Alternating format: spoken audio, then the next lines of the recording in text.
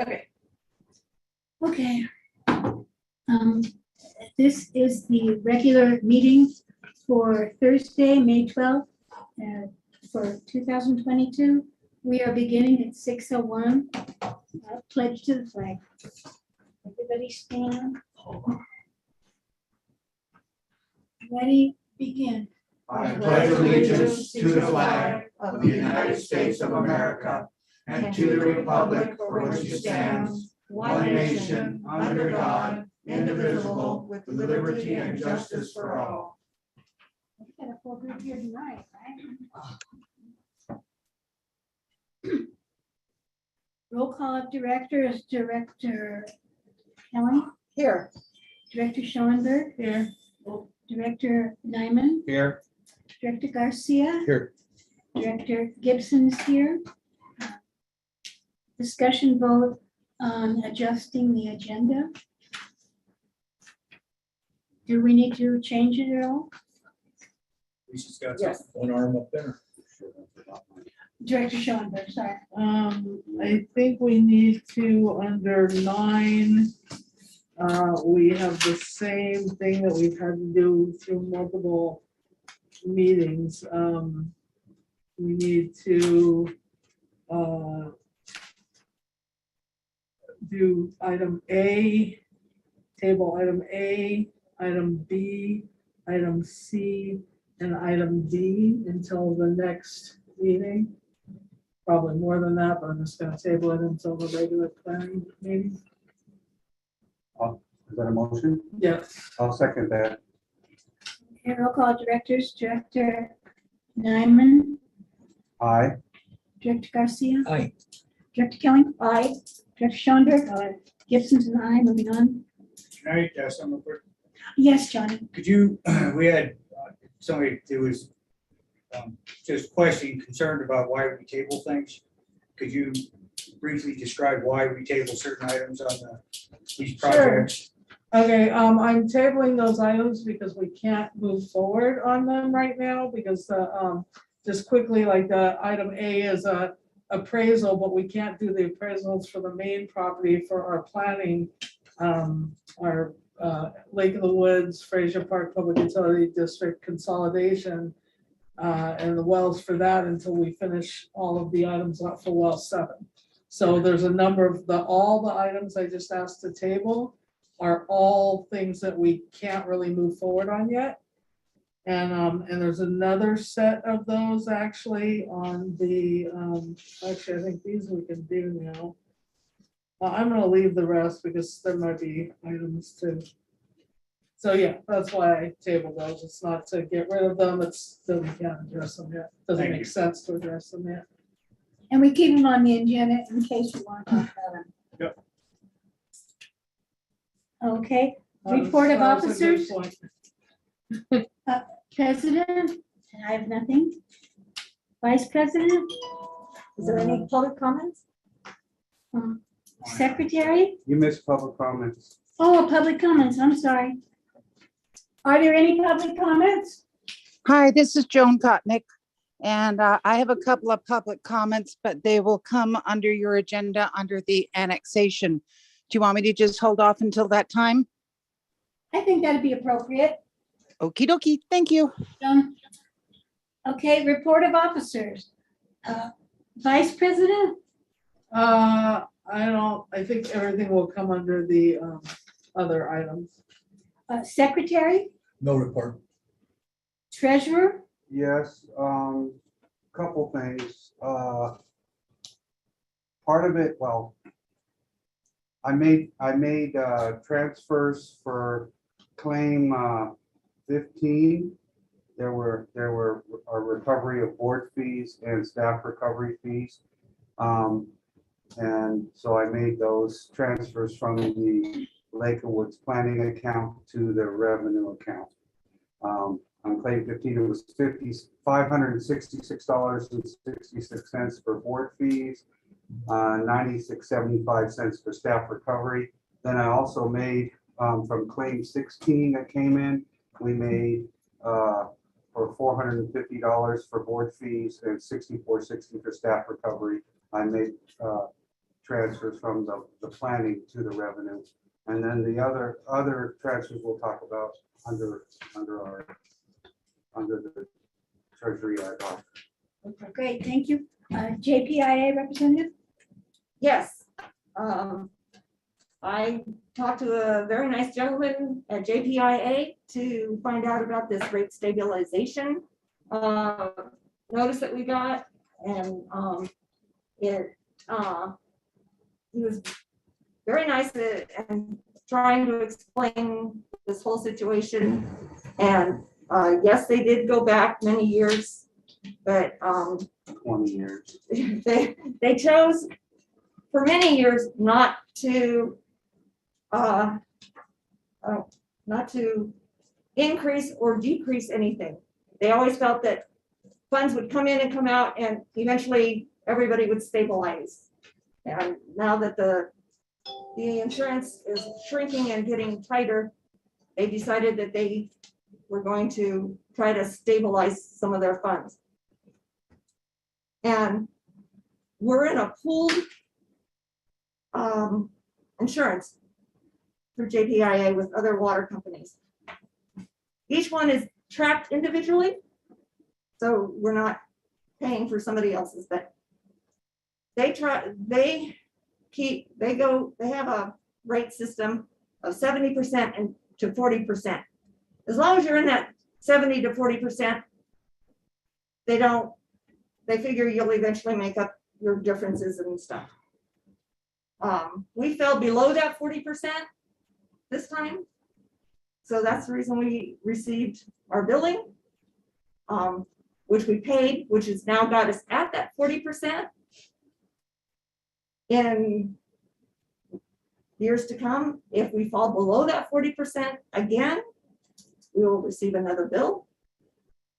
Unless they let it ride. Unless they Can I let it ask a ride. question? So you're saying that if we don't have enough payroll where we reach that 40%, then we get penalized? So like if we get down to only 2 employees or 1 employee, that's a negative? No, we don't get penalized, but in order, it has not affected our insurability. No. But there's a threshold that they want each member of JPIA to be at. And for us, it's that 15,000. It's like a cushion Makes sense. that they figured out. If you fall below that, because mostly adjustments are for the positive. Claims and payroll, it's usually for the positive. So that's why with this system, this plan that they use, they don't every year say, hey, here's a bill or here's a refund. They are letting it ride. But they noticed in 2017, 2018, that we had a big increase in payroll that caused us to drop below where we need to be. And so they're now asking us for that money. And we fell below again in 2019, but not as much. But when we were looking into it, we think that there maybe they weren't getting the accurate information from our bookkeeper. Right. Because the amount of payroll that was actual compared to estimated was almost double in the year 2017 to 2018. And Johnny had talked to our accountant today, right? Yeah, Scott. And he did not see that our payroll was ever up to, 427,000 for the year. So I had to have- there might be a mistake. He said the only thing, he checked all the quarterly 941s, which is straight from payroll. And the only thing that came even close to the $407,000 payroll that it was reported by the bookkeeper was if you added all the insurance and benefits and all that stuff with the payroll, and then that brought it up to like 439,000. So the bookkeeper at the time and possibly the following year reported things probably wrong. Scott kind of explains a little bit in a letter I gave to Becky and Terry or an email, but he thinks that that's basically what happened. It's the reporting was reporting the wrong number. And JPIA can only go off of what we report to them. So they charge us for 20 years, and so No, they didn't No. charge us. for No, it 20 wasn't, years. no, it was to get us back into the positive versus being below. But if we could possibly report the correct numbers, maybe that could be in our favor. Correct. Yes, So I just wanted to, so it's the opposite of what you were saying, Johnny, on years that we have excessive payroll as opposed to not very much payroll. Figured that out after, yeah. Yeah. Oh, okay. Yeah. Just Yeah. double checking. Thank you. that I read Appreciate that correctly. yeah. But if you wanted to read Scott's email, just for your own benefit, it kind of breaks it down. What he thinks, I mean, he only looked into it, he literally gave me an answer within 2 hours after I sent him the email, so he'd have it before the board meeting, but like that. So, Director Schomburg? so we're gonna send in what our actuals are and then maybe it will help us? She already has. We send in that stuff every year, and they do it every year. They adjust it every year, but unless it's extreme, they let it ride, which I didn't really understand. But like, they could have billed us in 2018, but they didn't. So they're billing us now for this 10,000. If we have a big I thought it was fluctuation in 15. No, payroll, huh? it Wasn't it? was 10. It was 10,000. I think what I was Didn't we saying, just pay a- $10,329. Wasn't there one for 15,000 you were looking at? That's the threshold. That's That's that's- what we sent the check for, was 15,000. No, it was 10,000 that we sent the check for. And we started out at 15,000 in the negative. They gave us a grace of 5,000, so we owed 10,000. I'm almost positive we sent a $15,000 check. the No. check number, I've never to look it up. It's it's right on there. It's on the invoice. Yeah, it's here. It's only Okay. 10,000. All right.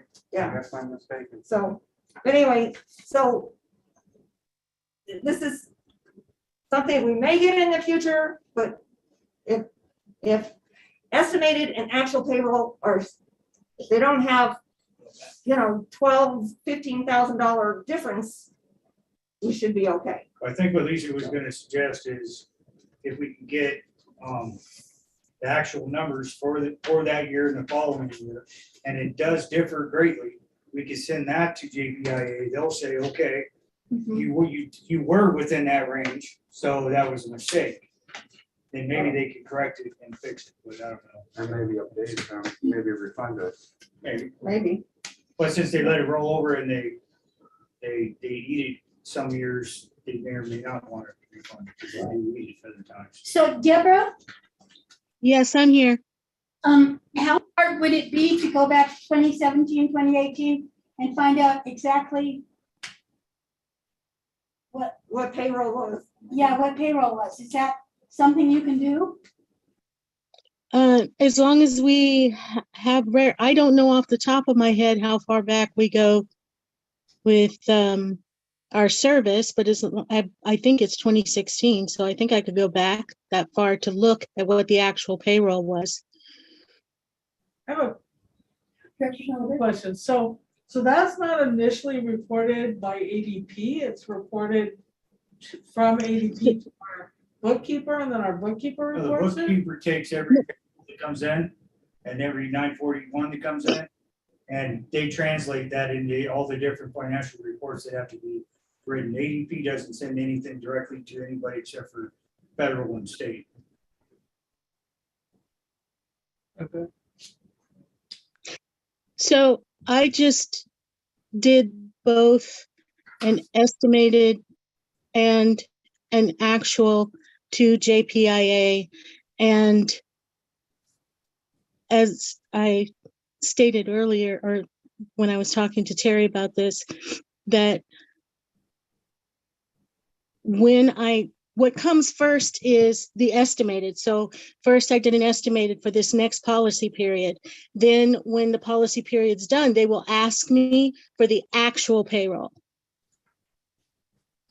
And keeping a copy of all those reports that I send to them, if I notice that there is a big difference, then I will make sure that whoever JPIA representative is knows that we might have a potential issue.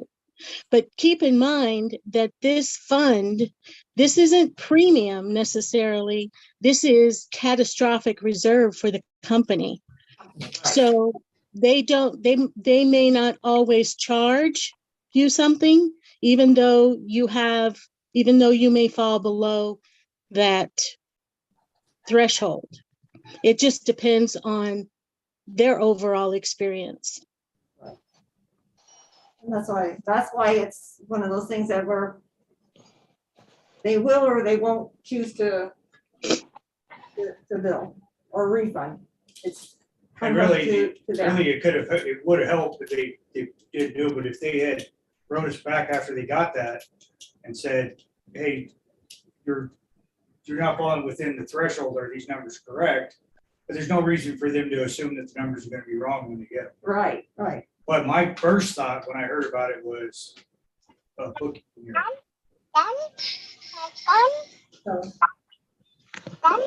Anyway, that was just kind of an update on what we kind of found out afterwards, but to it and trying to understand why. So can we ask Deborah to look into 2017, 2018, and also 18, 19? And just confirm that the numbers are correct? Because we were a little higher in 2019, but not compared to how much over we were in 2018. Are you good with that, Deborah? Yes, can you just once more tell me exactly which years you want me to look at? The 2017, 2018 fiscal year and 2018, 2019 fiscal year. Okay. I will. Thank you. And so then, Yes, Judge Schomburg. so then she'll give that information to Terry, and Terry could send that in to JPIA. Whether they do anything or not, it's another story, but at least I'll have the correct information. yeah, I'll work with Deborah. Yeah, sure. And I think if you told David what's happening, it's like, we developed this rapport, I think, Oh, yes. yeah. Okay, Thank you. board member initiatives.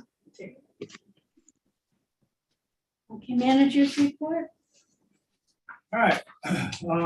We have a new employee as of this morning at probationary employee. I actually had to go off the hill and try to recruit somebody to want to work for me that's working at Taco Bell. He didn't want to come, so he gave it to another guy. He called me up. He's a young guy, real nice. I can't call him a kid. Real nice guy. And Young fellow. passed the physical and drug screen and the driving DV printout and everything. So we started today. So I've started his 90-day probation period. We're right in the heat of weed abatement clearing with less than half our crew. So I also brought in temporary part-time help today and Monday as well, maybe Tuesday or Wednesday to try to get it done. Because right in the middle of weed clearing, we also have meter reads. So that's problematic too. So anyway, we're gonna get it all done. I've also been working on my electronic annual report. Once again, gets longer every year. They want you to input, financial production numbers, just a multitude of things. So on the manager's report now, there's going to be 3 extra categories that I tabulate to keep track of, like we do mainline repairs. Because of this EAR, now they asked me for water outages, which I never kept track of because the state always dictates, when we issue boil notices, they want actual boil notice count at the end of that year. And you always do it for the prior year, so you may not even remember. And also service line breaks. We never had that on there before either, and we do get service line breaks, so those are just 3 new categories that you're gonna see on my report. So the bottom 3. Yeah, bottom 3 are brand new as of now. Can I go back for a second Yeah. to the temporary employees are people that have worked for us Yeah. in the past? Yeah. And they're just coming on to do. Just weed abatement. weed abatement. Yeah. I don't know if I just talked to all of you about the leak behind North End. We have a leak behind North End. Now, when I started here, it's a 6-inch PVC. When I started here, I was told by Greg that the line that always ran from Wolf to McGee Tank was abandoned, and they put a new line in North End in front of the houses to get it off National Forest property. Well, like most things in this district, we now have a leak on that line that's abandoned, supposed to be. It's, if we have to cut into it or cuts loose, it's gonna definitely flood 1 yard, maybe 2. There's no valves to shut it off. Our options initially were pay several thousand, maybe as much as 10 or 15,000 to have line stops come in, put in. And they insert these basic temporary valves, shut the water off, you cut into the pipe, do your repairs. It's problematic because PVC pipe, the kind they put in is bizarre to me, but it's glue on like you do for a garden sprinkler system, but it's glue on 6-inch pipe. So it's busted right at the glue on coupling. So the coupling is really thick. The pipe is a lot smaller. They don't make clamps for that. So to try to save the district money and try to avoid all of those shenanigans, we'd have to dig back 20 feet on each end of the pipe, pour concrete. I mean, it's just a really big deal putting in stops. I special ordered some clamps from the clamp maker that's gonna span that difference in the coupling and the pipe about 2 weeks out. We're hoping that it gets here in 2 weeks and that the leak lasts that long. If it doesn't, then we'll just have to go to plan B. The other thing I gotta do with that leak is some people that walk all the time, they say that they had seen and reported a leak in a different spot on the same line several months back, but we could never find it because it's so overgrown with sagebrush and everything. So I'm gonna have to rent what's called a masticator if I can find it to go on our skid steer. It grinds up sagebrush and everything. It's what the Forest Service uses. So along that line, I could do the weed clearing, which our permits, like to Sam Young, dictate we're responsible for 5 feet on each side of our line to keep the forest clear. The only way we could find these leaks that are on that same pipe is if I could clear it, and there's no way to effectively clear it with a hand crew. And then try to dispose of these giant mountainous sagebrush piles. You could possibly get a chipper and try to throw it in the chipper, but masticating is better. So I just found out today from the Forest Service that they rent them sometimes from Quinn. So I got to look into that and try to figure out if I can get one attached to our skid steer. It's just a big old grinder, basically, is what it is. Almost mulch. Yeah, it turns it into mulch and it can stay there on the ground. You don't have to remove it. It just mulches into the thing. Were we or you responsible for the clearing over by, Monte Vista? yes, No, I went there today after several reports of a lady selling flowers over there. And I seen who I believed at the time was Saya, or their lessee, clearing that lot. I know everybody watches that gate, but when you look at the APNs, Saya owns all of that, where that's at. And apparently somebody gave her permission to set up signs, put up signs and sell flowers from that area. So we only have an easement and access easement to get to Monte Vista Well. So anything that happens in that area is not our responsibility. The other thing, the code enforcement. Been working with code enforcement. They sent me these letters, said that down in the creek bed, that we've allowed it to be rezoned to squatters. And our dirt pile that's over by the wood pile over by Don's is, a public nuisance and trash. So I called the guy originally and said, can you come out here and talk to me? I said, I need to know what you want me to do. This creek bed, there's nothing in the creek bed. What do you want?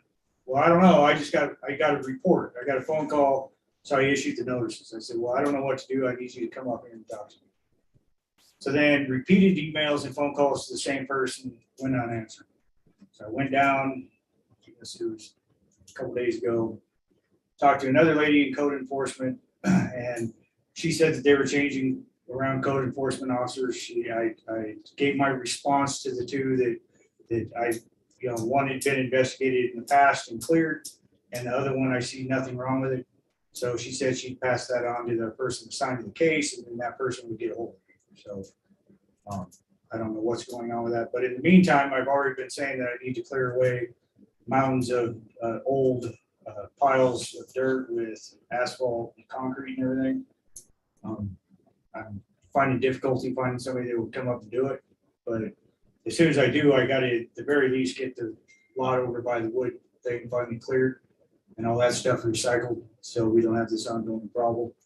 And then if you look on your way out, we have a monumental pile down in the corporate yard here that also has to be taken away. It's going to cost money because they have to recycle the asphalt and the concrete out of it. But nobody's ever done it in probably all the years that the district's been here. So now we have all the years of accumulation sitting there and no place to put it. So I'll keep you updated on what the code enforcement says. Okay. Is that it, Johnny? That was plenty. Woo-hoo. Administrative assistance report? Okay, so last week, we had the Zoom outage. So we sent the laptop to Bill Bice, who found out that the Wi-Fi component inside the laptop began to overheat. And when it overheated, it shut down the Wi-Fi connection. And that until it cools, we couldn't get Wi-Fi back on. So he ran the tests, and in about 30 minutes after running Wi-Fi, it burned out again. So he installed an external Wi-Fi device sitting on the laptop now, and that should solve the problem. So that shouldn't happen again. And I think that's all I have. Okay. Ad hoc committee reports, project committee? Yes, I'd like to read the minutes, if you will, informal minutes of what we spoke about. There were, as you recall, there were 5 pressing questions that we all came up with, and Lisa kind of led the charge on that. So I'd like to report that on 11 a.m. we had a conference call with Alan Dowd, D. Jasper, Lisa, and myself, and it was regarding the temporary easement for drilling the well 7. There's 5 topics I have here that are no real order, but they're the topics that were pressing at the time. I'll start with the total amount. The lawyer thought that $1,000 as a flat fee would be enticing and fair to get them to agree. One of the questions was asked in the round robin discussion is if the lessee could agree instead of the owner, and the legal owner must consent. The leasee has no say on anything that's going on with the property. Third, the wording of a cover letter to Nathaniel Arias. The time frame was that we were to send it last Friday. Hopefully, we would get it on Monday, and we were going to give mail it receipt requested, so we would know when it was received. And also limit the response time to 10 days for him to get back to us before Working days. work. Yes, thank you. So basically 2 weeks, which was, again, that lawyer thought, let's be professional. Let's not try to, squeeze something in, send it Friday, want it back by Monday or kind of thing.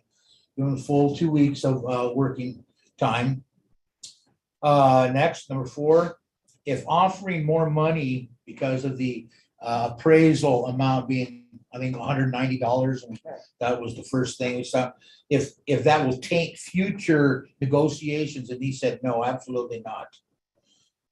Number 5, was about a time frame, and, you know, like, are we offering $1,000 per month? Are we offering, what are we, is our offer is $1,000, and it will, if it will be served for the length of the project, whether it's 1 month, 2 months, or should go even more. But that fee that we're giving them is for the length of the project, not necessarily number of working days or Right. anything like that, so. And number 6 was not necessarily a question we had, but something that Dee brought up that he was talking about, but had actually inserted it into the letter, and that was the dispersal of the test water, which would be clean, fresh water. And when we first get water, Right. that's gonna be clean, it's not gonna be tainted with anything, it won't be contaminated, but then we wanted to make it clear that we would disperse that water on the property. And we would take the time to create the dam, the berms, exactly. And then once the water had seeped into the ground, and upon cleanup, that we would erase all that, take it back to its original condition. That's what I had, Lisa. Did you want to add anything? That was pretty much everything. I think not only the one question wasn't just would it affect if we gave that amount, would it affect future projects? But what happens if there was an issue and they did not agree or did not sign in a timely manner? Would we be held to that $1,000? And the answer was no. If we have to go to court, because there was a concern about what if we have to go to court, are we gonna pay this money like we did last time and then still have to pay all the court fees? And what the attorney said was no, at that point, it would revert back to whatever the actual appraisal was. Right, so all bets are off. He goes back to Yeah. 190 and has to. See, when we spoke with the lawyer, he was like saying, all right, here's the thing. We know we're right. We've played by the rules all the way through. He knows we're gonna get it.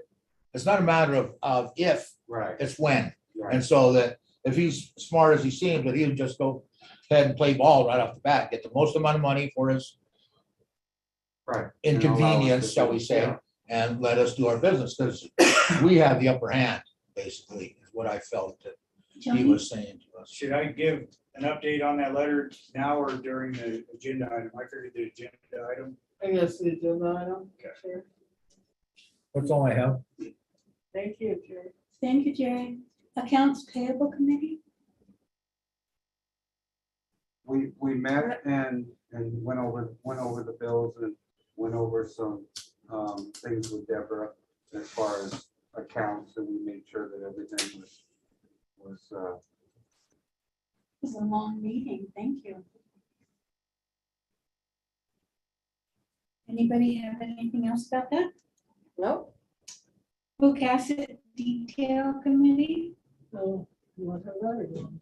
I'll let you talk about the acid. Okay, so we met, what we did is we decided to start, it was about a 2-hour discussion on just what was the best way to go about and what did it all mean, and were we doing this in the right way, and, so there was a whole bunch of discussion, which needed to happen, so we're all on the same page. And then afterwards, probably like an hour and a half or something. And then after that hour and a half discussion, what we did is we decided to start with just not putting any funding into any of the areas where Deborah's going to reclassify everything, but just to start with the reclassification. So instead of items being under distribution now, the items would go under like source of supply. That was the one we worked on first, was source of supply, which we are changing source of supply to all the wells, all the springs, and all of the tanks. And instead of being all over the place, some of it under distribution, some of it under this, that, the other, like the stuff was spread out all over the place.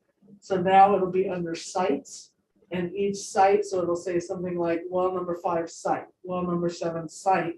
And then all of the things that happen in that site, like boosters or whatever, if there's any assets within that site, those assets will be listed in that area.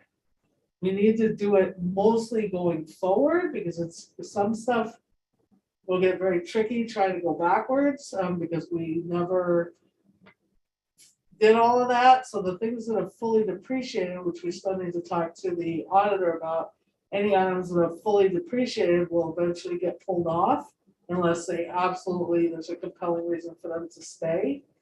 And they'll be hidden, but they won't be able to go away completely, but they won't be going to our auditor each time.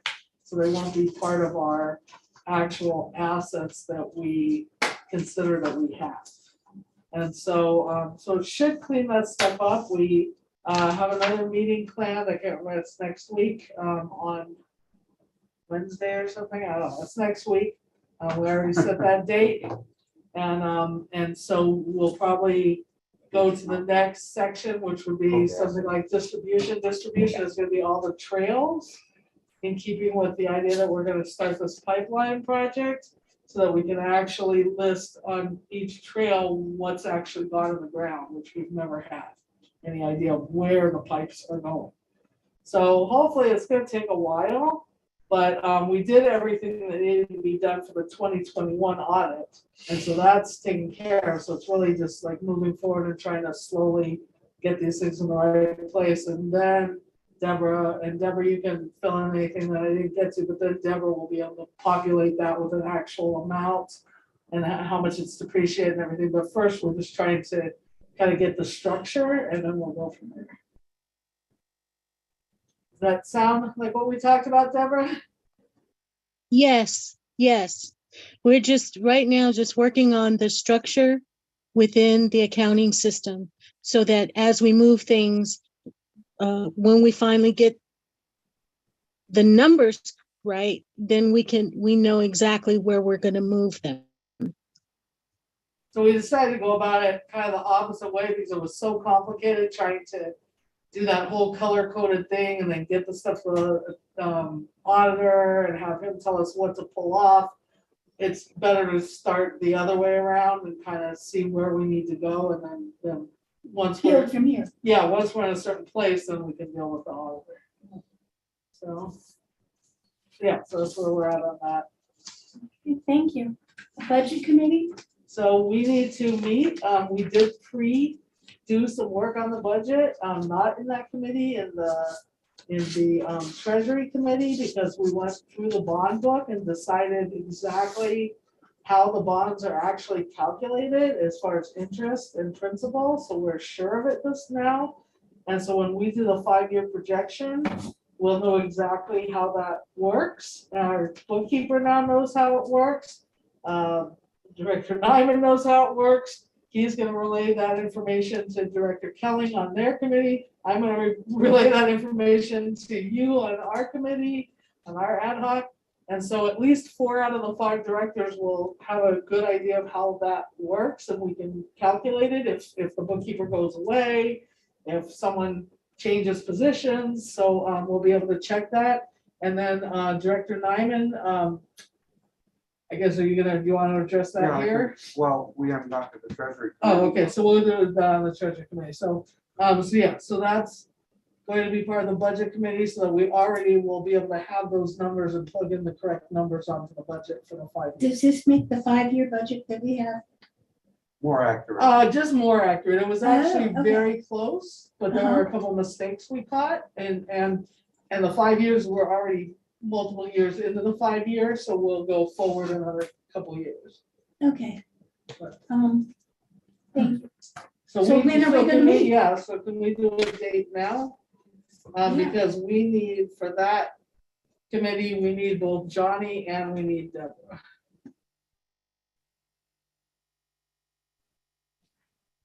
Okay, I have pretty schedule.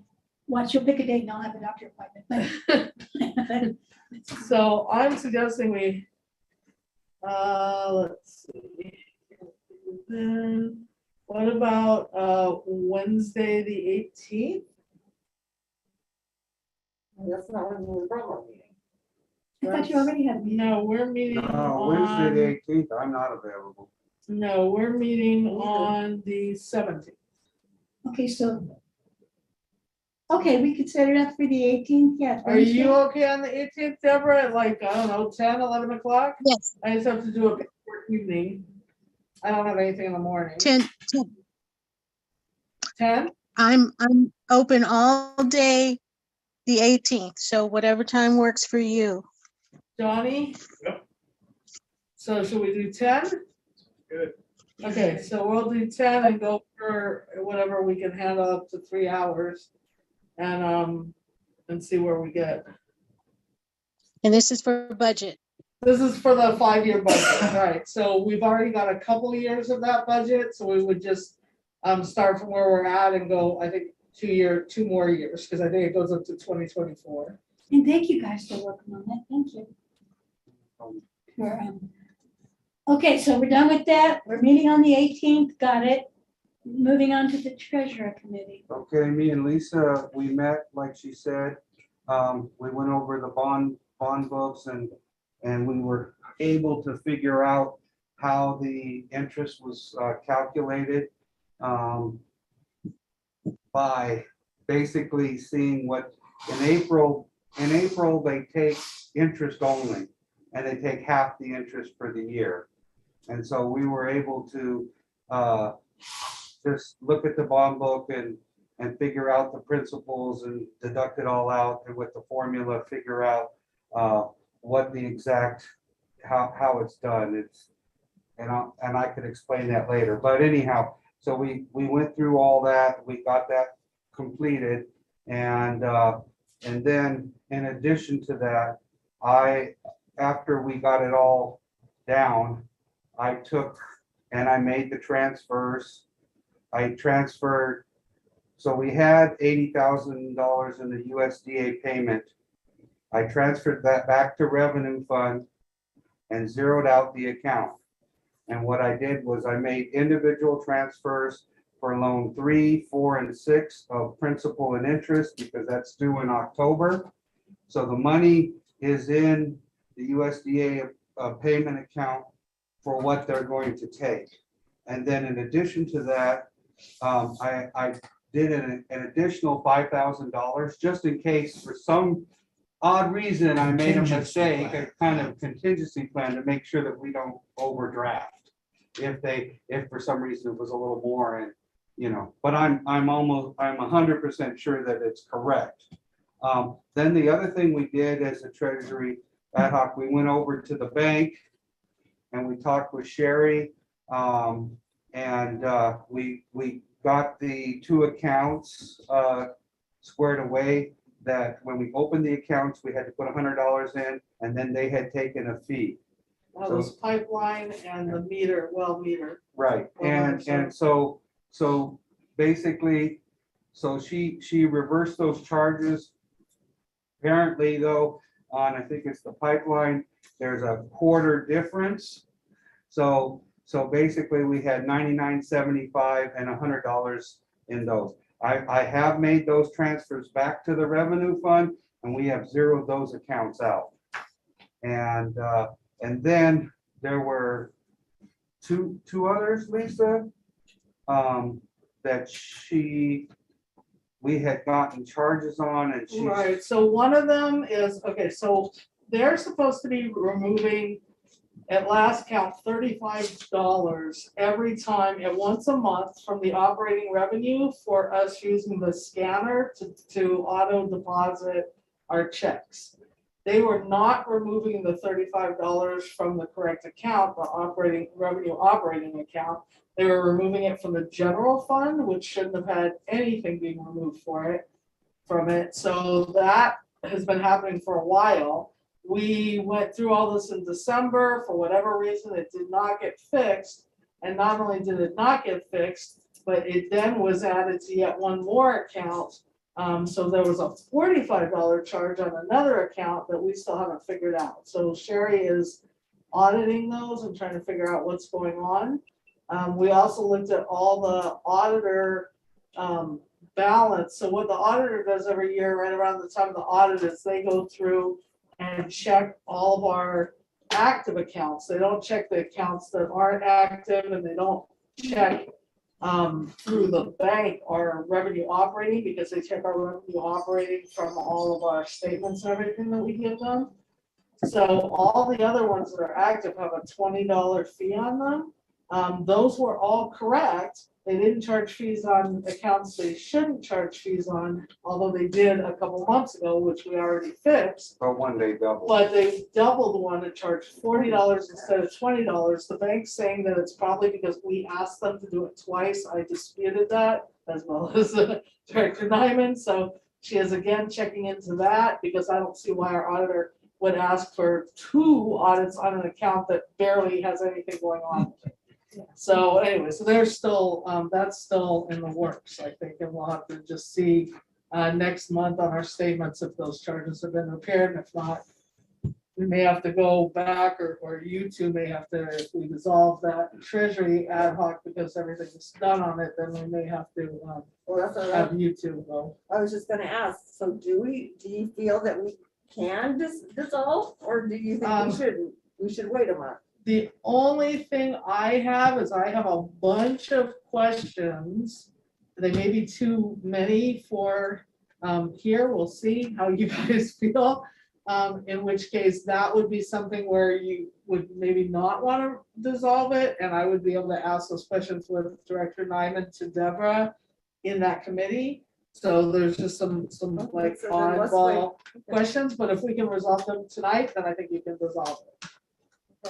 Okay, well, this brings us to financial business. Yes. Discussion vote on accounts payable and financial information. Okay, Deborah. Okay. So we cut a total of 35 checks. 2 checks from the meter well supply account. And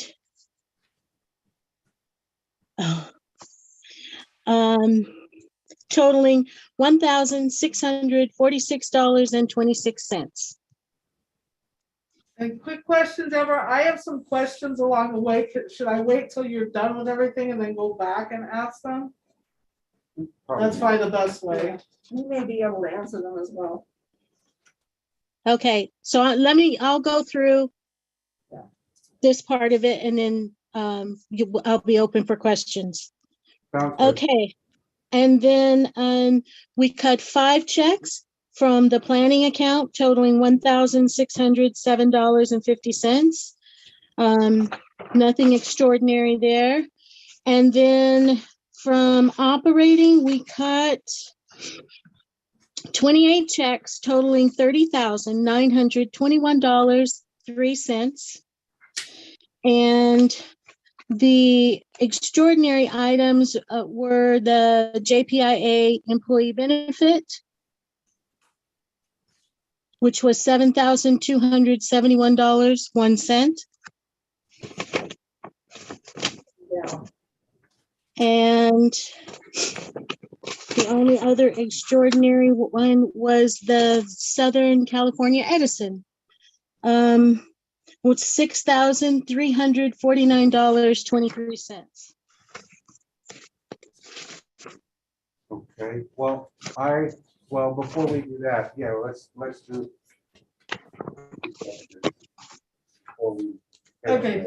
So I have a couple of things on this check detail. So some of them are just a comment that we need to fix a couple of things. Okay, More than a question. So on the first 2 checks to D Jasper and Associates, it's for the meter well supply project. We have those written as partial payment number 1, both of them. I don't know what the I can't see what else is written on that, but I think that will be very confusing because it's could potentially get confused with claim number 1, which we've already paid out on. Claim number 2, we've already paid out on. So both of these, to my understanding, are amounts that are older amounts that D Jasper and Associates are seeking to get paid before we actually have reimbursement for them. So yeah, that is true. And in addition to that, they were not on their own invoice. They are part of an itemized invoice. And the reason I put partial payment is because I wanted to be able to track that we still owe money on the invoices that were submitted. So in other words, they didn't submit an invoice for $800. They submitted an invoice exceeding the $800 for other items, which we did not pay. Tiffany has something to say. Yes, Okay, I wanted to give a little more clarification on those two items. So both those charges were charges from the Bakersfield Californian newspaper to D. Jasper and Associates for our advertising for going out to bid for well 7. One of the invoices we will seek reimbursement on in claim number 3 of the meter well project. which is So- that the one for 836, the latest invoice? The latest one will be on claim 3. $836.12. Yes. The earlier invoice, the one from September, is on an invoice that in my spreadsheet was slated for reimbursement from Tulare County. I have a total of 4 of them all together that were supposed to be submitted to Tulare for reimbursement. That was the contract between D. Jasper and Tulare.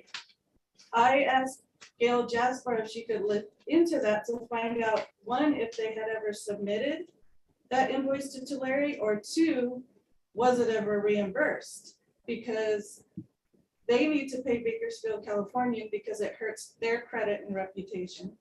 So they asked us to cover that amount. Gail approached D, and D's supposed to be, he said he'd look into it and they'll get back to us to find out whatever happened to those Tulare invoices. So it's 2 different situations. One is definitely ours. One, we're not sure. So I guess the board will have to determine if you would Well, like to neither, cover both or. how you neither wanna one of handle it. those are actually ours per se.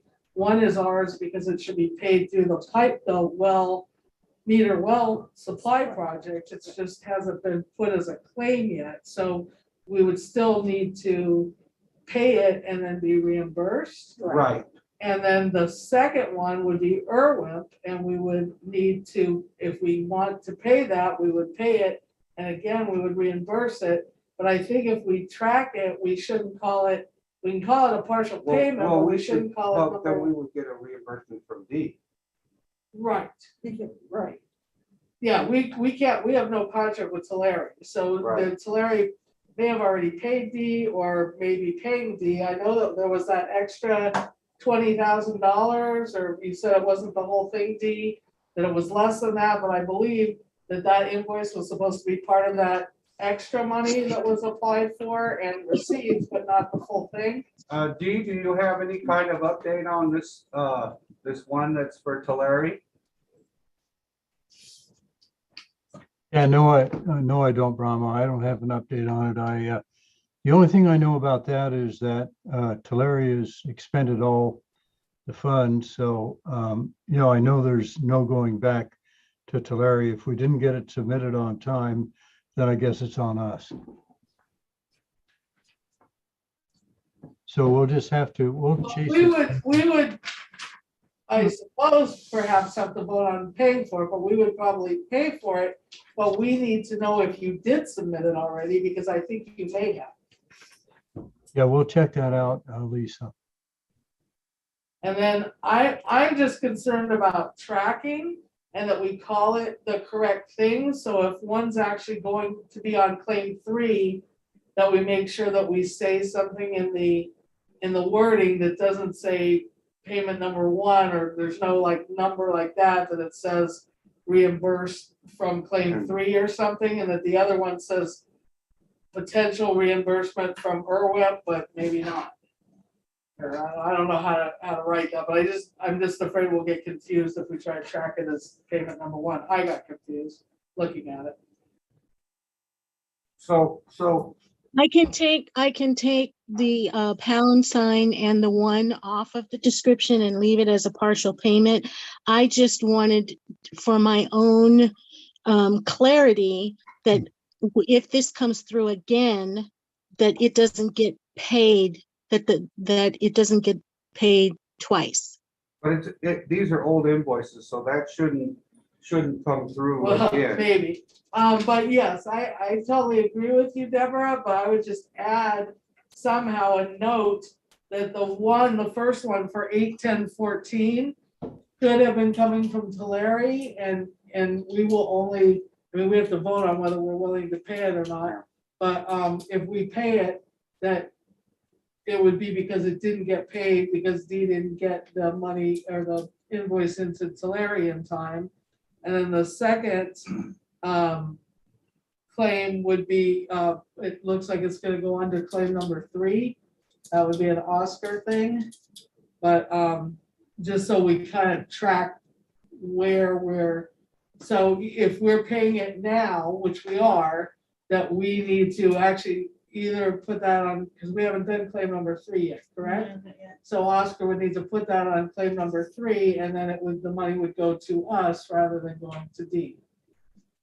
You call it potential reimbursement for Berlin, that way we know may or may not be. Right, so just some kind of wording that makes sense to all the directors. So I don't know if we want any more discussion on it. I personally feel that we should go ahead and pay these. Of course, Tiffany will keep track of, you'll put these on the list, correct? Yeah. it'll And be on then this you can follow up with her about the Tulare one. Yeah. So that if she looks through her things and finds out that it was submitted and that they did get payment for it, that they need to reimburse us. Right. But as a general rule, I think that, Dee's been really good with us about waiting. And I think we should, if it wasn't submitted, I think we should just go ahead and pay it so that Dee can pay the Bakersfield newspaper.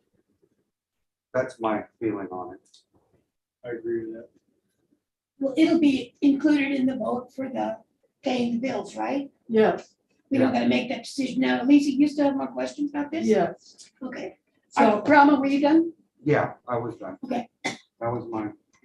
okay, so that was my only questions on those two. On the next set of checks, the 160750, I just had a kind of a comment on one, which is the 1, 2, 3, the fourth one down.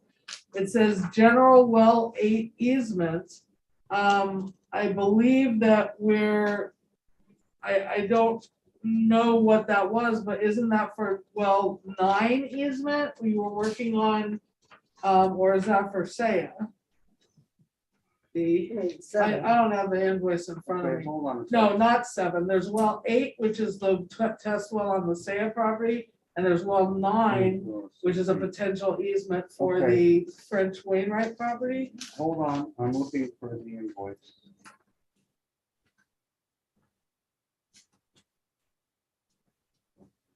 Here's this one. Okay, Because we haven't- That's from Lake of the Woods. Right, we haven't done the well 8 easement yet. That's why I'm asking. well, that's. Okay, correct me if I'm wrong, Dee, that was,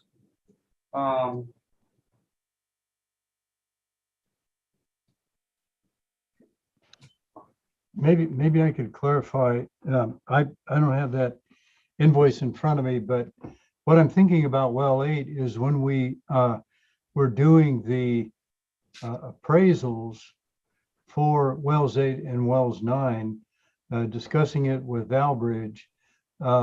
Likely, I had to produce some documents that showed Valbridge just where we were looking for an appraisal for well 8, not only for the permanent easement, but also for the temporary easement for drilling it.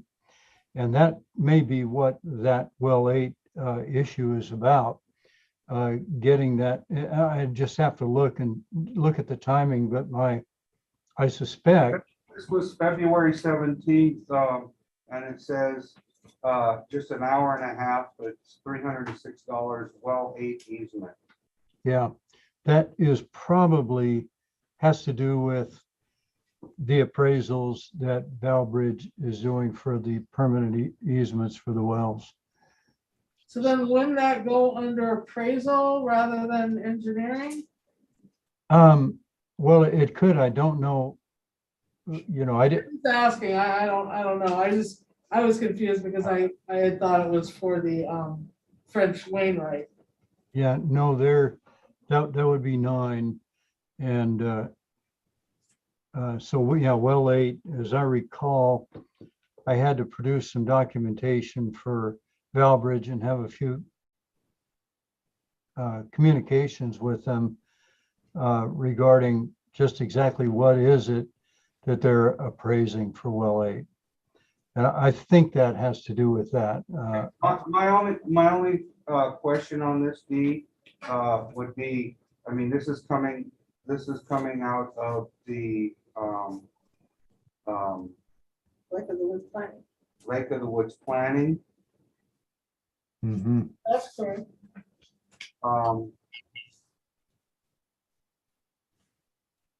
Would that mean we already got the money? We already got the money. We already got the money.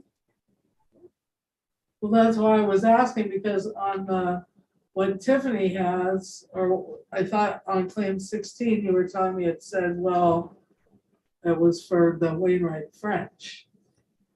I think I got confused with the well numbers, 8, 7, 8, 9, Yeah, but yeah. I thought it could possibly go with 9, but it was like what Dee was saying. Yeah, I could check my records and see what it okay. was. I mean, it's not a huge deal. I just was confused because I thought we hadn't done that yet, and or it was just appraisal and not engineering. But these came from claim 16. Right. So I don't have claim 16 in front of me, so Yeah, but I'm just saying, we've already received the money from the state. And so we've already cut the check, so we could just pay it. well, yeah.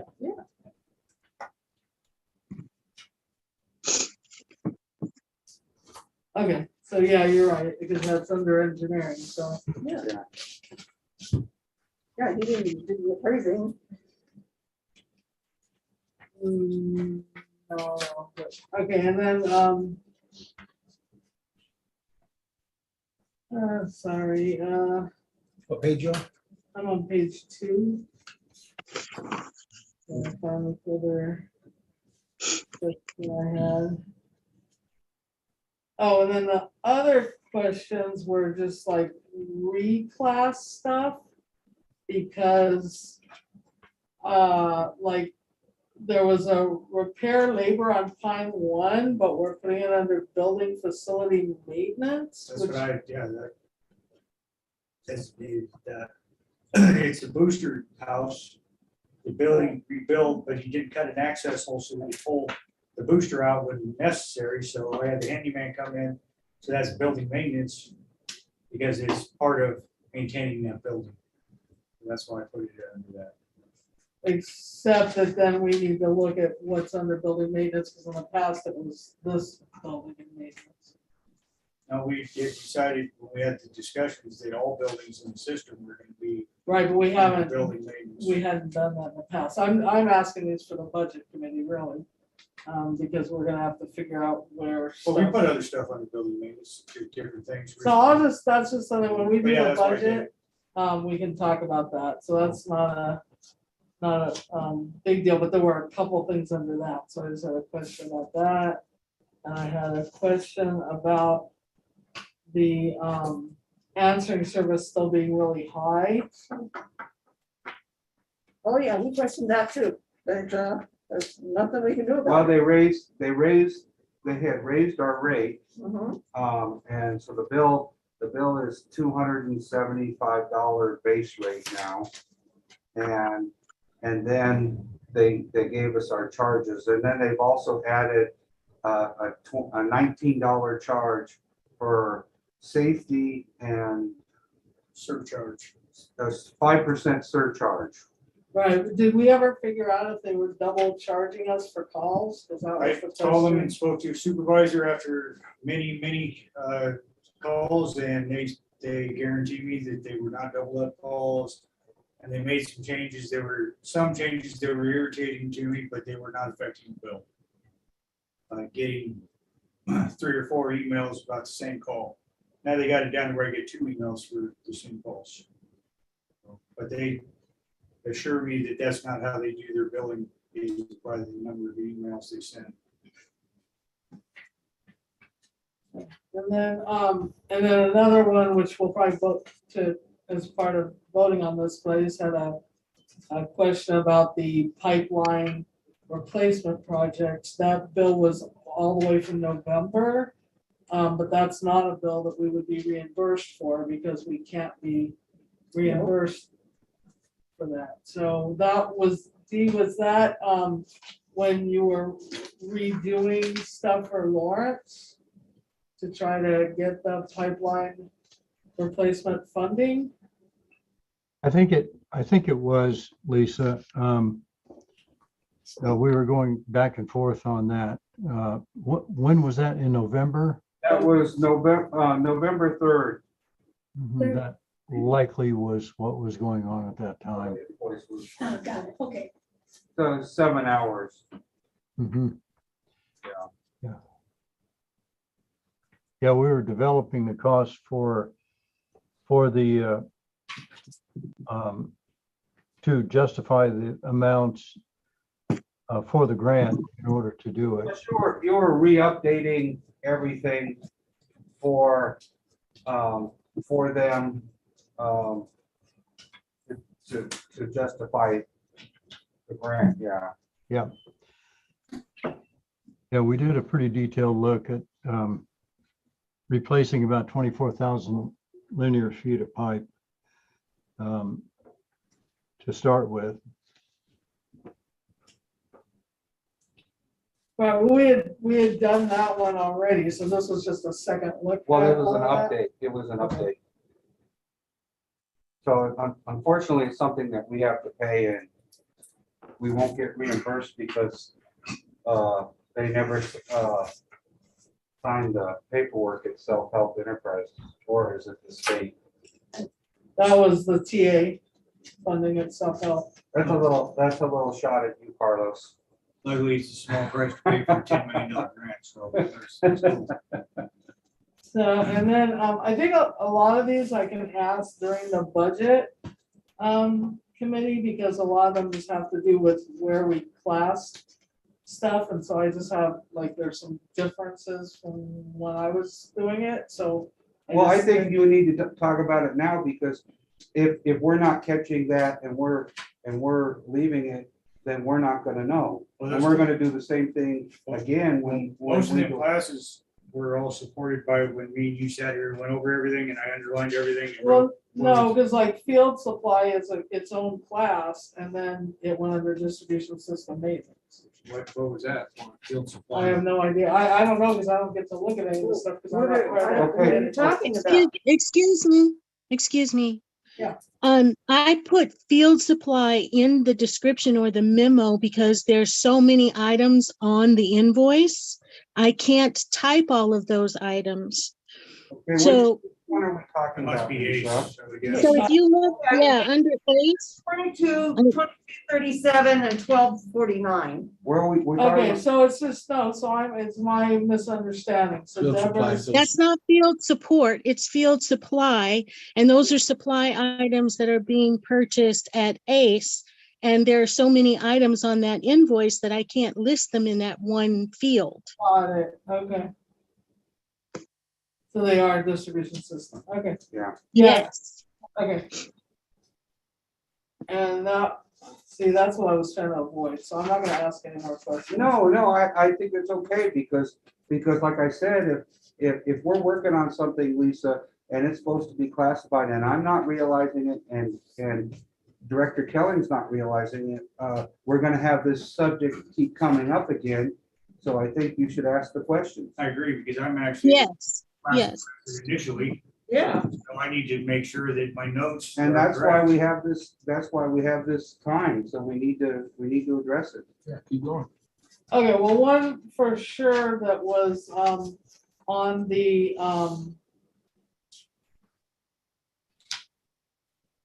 okay, hold on a second, let me, Page 4. on the credit card. So on the credit card, it's just a silly one. It's the one that we never have an invoice for. It's a monthly storage fee. And it's just under the wrong class. It's not a big deal. It's 99 cents, but it's under equipment and liability insurance from Apple.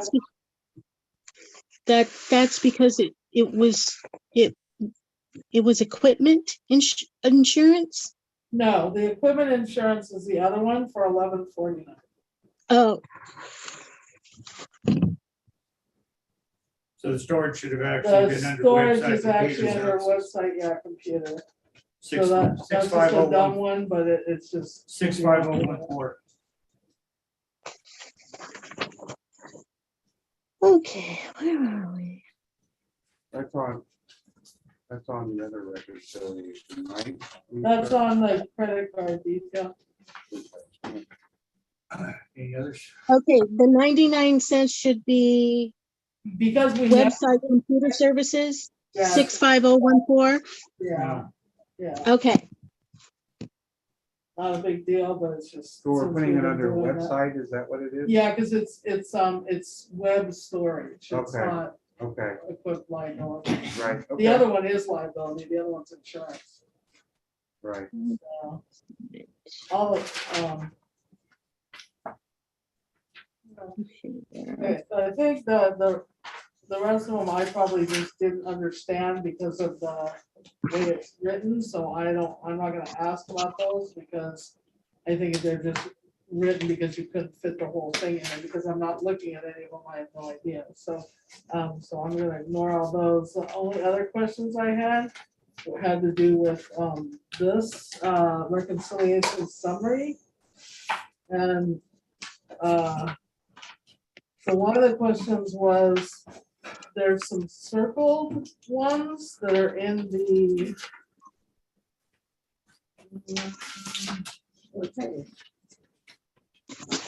not on a page number, let's see, they're on the statement of accounts for account 1961, which is operating revenue. It's just a question, because I just didn't understand why they were circled or what they were. And there's like a bunch of check marks, like everything's checked off, except that there's like maybe 4 of them. It's under deposits credits.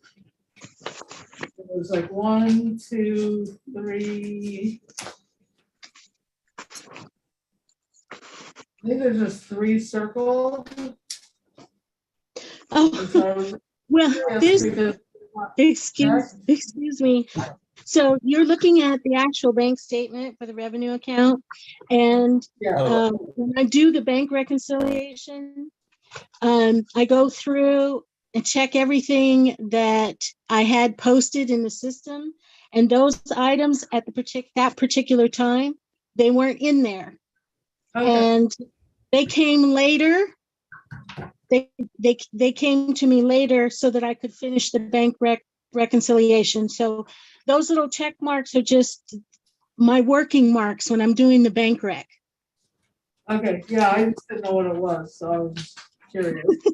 And then my other question on that was just probably a dumb question too. What's the difference between the merchant bank deposit? Are those cash amounts? And then the RDC is the scanner. And then the regular deposit is a deposit. I don't know, because there's like 3 different kinds of deposits. So I was just. Right. curious. Okay, so the merchant deposit, those are credit card deposits. Wait, yes. So you'll see just before the reference number, you'll see some numbers that end in 883 or 881, those are credit card payments that go directly to the bank. Okay. Okay, and then the RDC deposit where it says scanner, those are items that are scanned. And then the regular deposits cash. Yes. Okay, perfect. Yeah, I just didn't understand it. And one more. No, One more. there's no dumb questions. This one's a dumb question. Okay, at the end of all this, there's the checks that were processed. And there's at the very, very bottom of that, you hand wrote 15186, but they put check 15386. They keyed the check wrong. I pulled the check, and when I was doing the bank rec, and our check number was 15186. So is that something the treasury or somebody needs to like have them fix? No, No, you can't go back. no, but this is the purpose of doing the bank reconciliation, is to make sure that our records and the bank records are the same, except that as far as check numbers are concerned, as long as another check like that, another check when it comes through, that's why I wrote that one in. If it Right, comes through.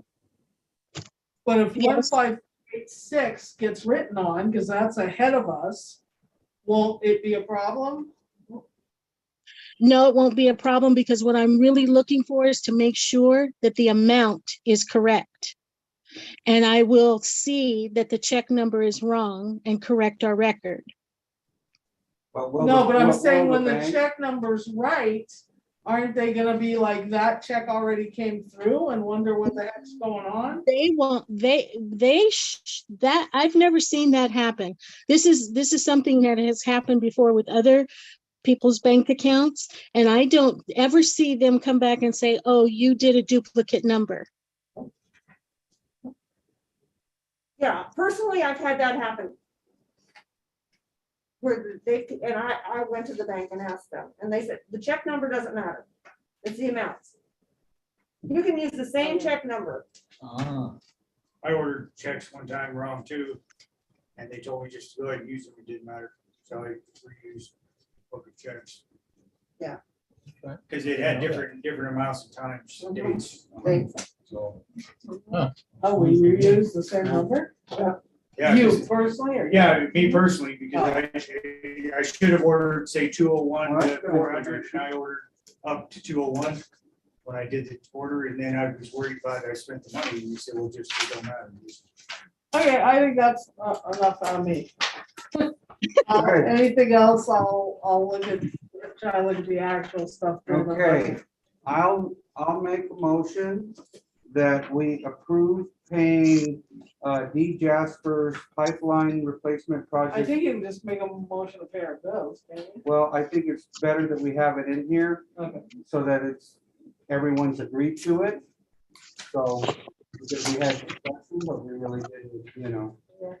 So I make a motion that we pay our bills, and in addition to that, we pay invoice number 21-12021 in the amount of $1,386 for pipeline replacement project that we will not be reimbursed for. That we also, in addition to that, we pay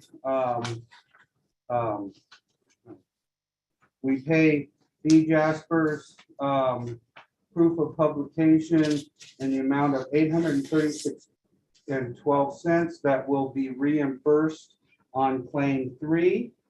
And that we, in addition, we also pay at the proof of publication of $810.14, which will be that Tulare County should have paid, but if they have not paid it since it's closed out, that we as an entity absorb that cost, and that we will verify and double check that. I'll second that motion. Okay, roll call directors, Director Garcia, Aye. Director Nyman, Aye. Director Schillenberg, Director Kelly, Aye. Gibson's aye, 500. Unfinished business, discussion vote on Fraser Park, Lake of the Woods Consolidation Planning Project. Are we done with Deborah? Yes. Yes. I believe so. We are done. Thank you, Deborah. Thank you, Deborah. Thank you, Thank Deborah. you, everyone. Have a good evening. True. Okay, so we're going down to E, discussion vote update on claims and payouts.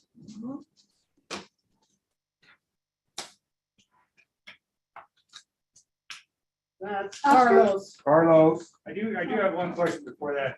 I think Joan said that she had some comments about the planning, but then we tabled all those items, so maybe we need to Oh, revisit that and not table them all if she has comments. That's true. Joan, do you want to give us those comments now? I think she can just comment as a member of the public under this item. Well, that's what we're asking her to do. No, but I mean, I don't think it has to be under a letter. We can- Because the public's allowed to comment at any point. Are you still with us, Joan? Yes, I am. Hi there. Hi. Hi, sorry, perfect timing. Somebody was at the door as well. Okay. Okay, how do I make this, do this? Oh, there it is. Okay, so just like you guys, as a director, I'm responsible to ensure that the employees and the contractors are doing their job and that everything is being done in a timely and a correct manner.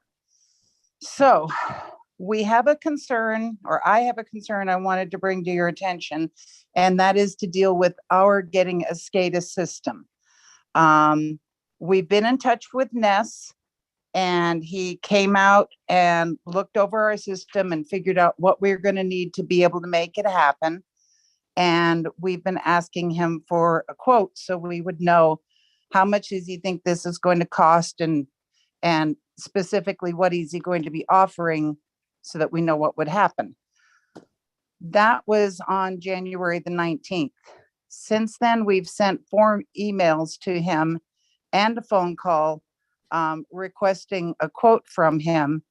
And 2 of those emails were also asking that if he did a SCADA on the existing south tank, and if that south tank was being replaced with a new tank, can that SCADA be switched over to that new tank, or is it not a switchable thing? So our concern is that with just having taking so long trying to just get a quote from him, at what point should we approach you guys to say, are we obligated to still go with Ness? We're trying to do something that's going to cooperate with what you guys are going to do with SCADA, and that's why we were going with Ness as opposed to the contractor that we have. But we're a little concerned that if we can't get a quote out of him, what's going to happen down the line if we have him install the system, and how timely are we going to get a response from him if there's a malfunction with the SCADA? If I could address that. Yeah. We never dictated you had to use Nest. It was just a wanting to make it a compatible system. I've never had that problem with Nest. I'm kind of shocked that you have. He hasn't always been super prompt, but he's always responded to phone calls when I called him. I could check on it on Monday and find out, what's going on and if he's even interested in doing it. But he's always responded to phone calls and emails to me, so I don't know what's happening unless he's got something personal going on. Okay, I'd appreciate that. Yeah, it was Lawrence who was encouraging to make sure that whatever system we got would be compatible with you. And Yeah. therefore why go with 2 different companies with 2 different kinds of hardwares and all of that? Better to streamline and keep everything as you guys have run across with your meters. Keep them all the same manufacturer, all the spare parts, all of that. It makes it easier. So appreciate that, Johnny. If you could check that and let Pam and I know, that would be great. Might have an update before the end of the meeting. I'll text him right now. Okie doke. The second question is that on the, you guys, and I'm still learning how all this granting stuff works. So you had your pre-planning grant and you did your thing on that, and now you're in the planning grant. And on the planning grant, it was supposed to include the engineering and designs for the pipelines from Fraser Park to Lake of the Woods and any necessary boosters and tanks locations. So what I wanted to know is, has the Fraser Park Public Utility District authorized or instructed the engineer to go ahead and get started on doing those plans? No, everything's timing. Everything has to be done when the timing is complete, when the money is there and the state says to proceed with those things. Yeah, that actually comes towards the very end, or not the very end, but that comes Critical. as far as the dates go. I think the date for that's 2023. I'm not sure we have that timeline, Joan. But I know it's not yet. He should be already working on parts of it, but where he does the whole mapping and everything happens further in. And I believe that we need to do the, there's a couple other items that need to be done before then. Maybe And one of he can those, respond. yeah, Dee can respond, but one of those, I believe, is to make sure that we actually have the land, that we have we have to do the LAFCO stuff before we can absolutely say that that is gonna pass over a particular spot.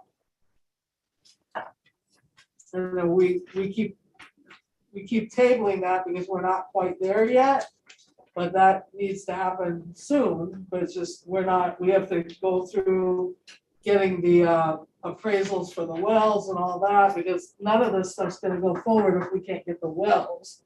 As far as, but Dee, do you wanna answer that? Because it's all, Dee has written a whole timeline and we've had to adjust it a couple of times.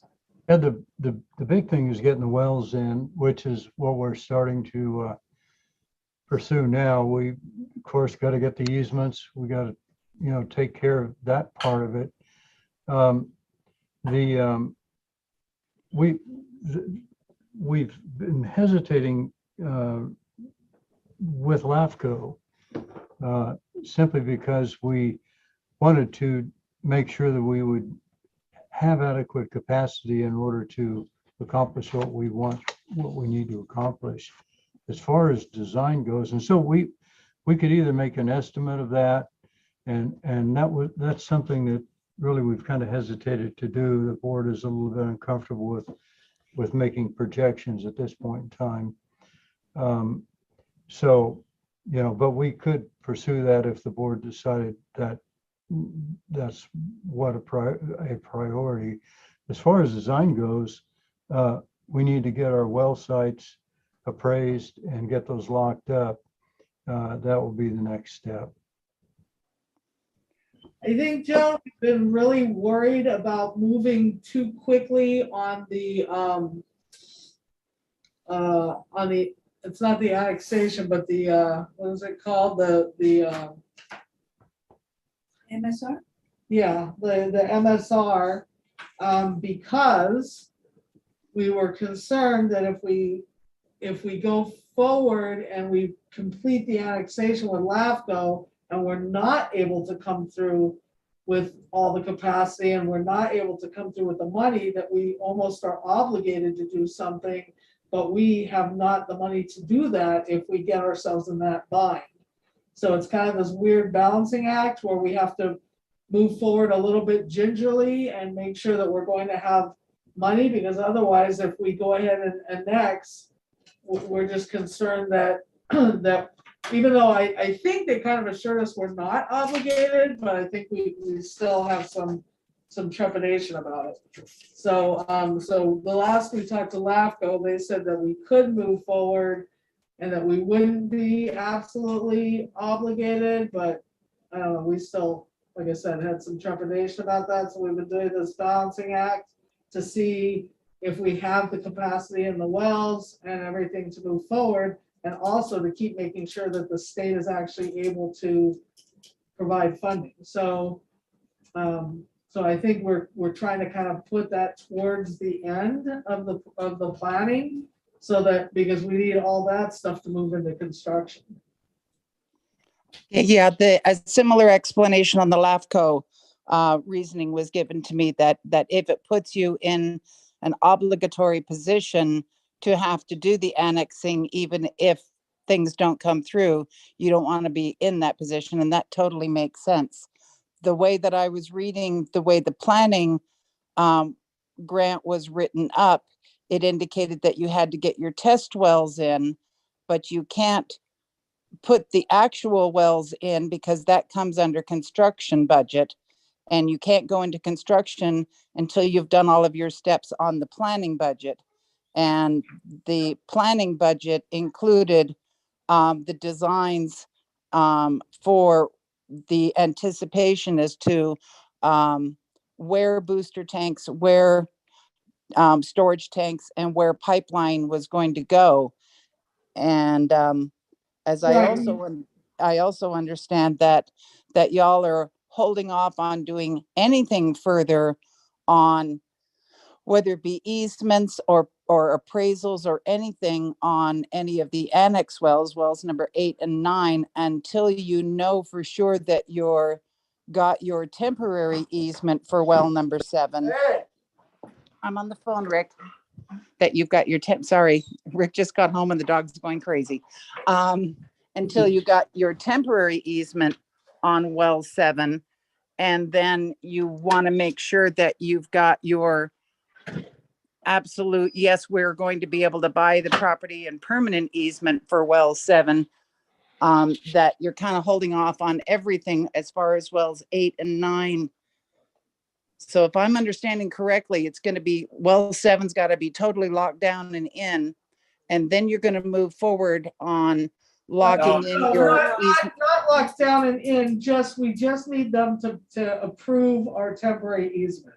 So once. Oh, good. Okay, good. All right. So you're not having to wait for the permanent easement or the actual appraisals and acquisitions of the property.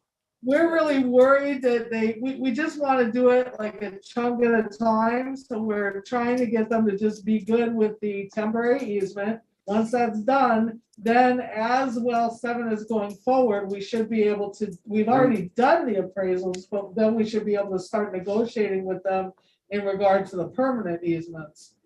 And then I think that even those wells are not going to go in. I mean, there will be a point where we need to then move forward into that MSR and we need to finish the annexation, but I think we're just sort of, I don't know. Can I add that too? Yeah, we have some trepidation about going forward too far on that, and then we do need Dee to start moving forward on the planning, but he needs some more information to do that as well. Plus, the way I understand it is really the wells 8, 9, and 7 just happened to coincide near the same time, but Lawrence wasn't ready for us to start spending money on the wells 8 and 9 We can't. right now anyway, so it's not holding anything up because Lawrence isn't ready for us to reach that stage yet. It just so happened that it came up, probably what concerned you was when we started talking about the easements, we said, well, yeah, let's not do all the easements together at one time because it's not necessary for the Lake of the Woods easements to move forward, but it is for the well 7. But it's not slowing up the Lake of the Woods planning project at all by us putting in 7. I think Joan's more inquiring about the design, and I think in the timeline, Joan, that got moved to 2023. But that's going to come up really quickly. It's either 2023 or 2024. I mean, the whole thing got moved way forward, unfortunately. So it's just taking way longer than we thought. Well, it has been for the last 8 years. And it has been, right. But I don't have that timeline. Do you have that timeline in front of you, Dee? The last one when we made the changes? And also, Joan, we don't need to purchase land for well 7. That well 7 will be going on our own land. We just need an easement so we can get the equipment in to drill that well. Get it built. Yeah. So the land, we don't have to appraise or purchase any of that land. Yeah, that I know. It was my concerns were primarily on moving the annexation project forward and understanding so that I can explain to my shareholders when they say, so, I mean, I can give them it's a big convoluted project. There's lots of entities involved and they all take their own time on doing things, and you can't do can't do step 3 until step 2 the people from step 2 have done their thing. It's when they get into asking me very specific questions that I then become at a loss of okay, so when are they going to move forward on well 8 and 9? And I'm like, well, right now they're not moving forward on it until they get 7 locked in. Well, you're And- totally correct in the fact that we can't build 8 and 9 theoretically until the construction Just down the road. money comes through. Way down. However, we are trying to negotiate with Lawrence to try to build well 8 before then, so that we have some idea of capacity and how much that's going to help, between 7 and 8. And if we have capacity between that, then I think we're probably able to move forward, because that's gonna give us theoretically, hopefully enough capacity if then well 9 pans out. I mean, it's kind of this like weird juggling thing, and I think that's the hardest part. And then the other juggling is really that we're very concerned about moving.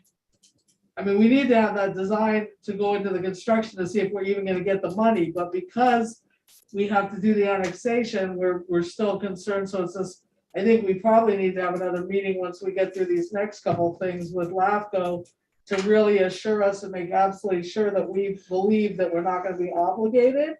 And if we really believe we're not gonna be obligated to move forward if something goes wrong and suddenly we don't have funding, then I think we'll be fine. Johnny has something. LAFCO's already blatantly said that we wouldn't be committed, but it's still gonna hurt to ask. But I also would like to point out, this is my own personal, as general manager, my own personal opinion, because I got people from Lake of the Woods approach me and like demanding answers, like, when is this gonna happen? Yeah. And I want to point out that we, as the public utility, never approached Lake of the Woods and said, hey, will you let us annex you? The state came to us and asked us if we'd be willing to. So we were willing to, as long as we could. So we've spent the last 8 years of our life trying to push this forward. We're definitely moving as fast as we can. We don't really feel like spending another 8 years trying to do this either. So we are going as fast as we can, and we spend an extra board meeting every single month trying to move this forward. So when people ask what's happening and what's wrong, just let them know it ain't the fault of Fraser Park, and it ain't the fault of anybody other than a project of this magnitude takes a lot of steps and a lot of processes to get to the end result. And funding. Just because we get done with planning doesn't mean that the state's gonna come up with all the millions of dollars we need for the construction. So Hundreds. I think everybody needs to be patient. Also, when we do the mutual agreement and also when we do the LAFCO said we could put in specifications as to, a contingency. So it's contingent upon receiving funding. So when we get to that point, that will be added in, so.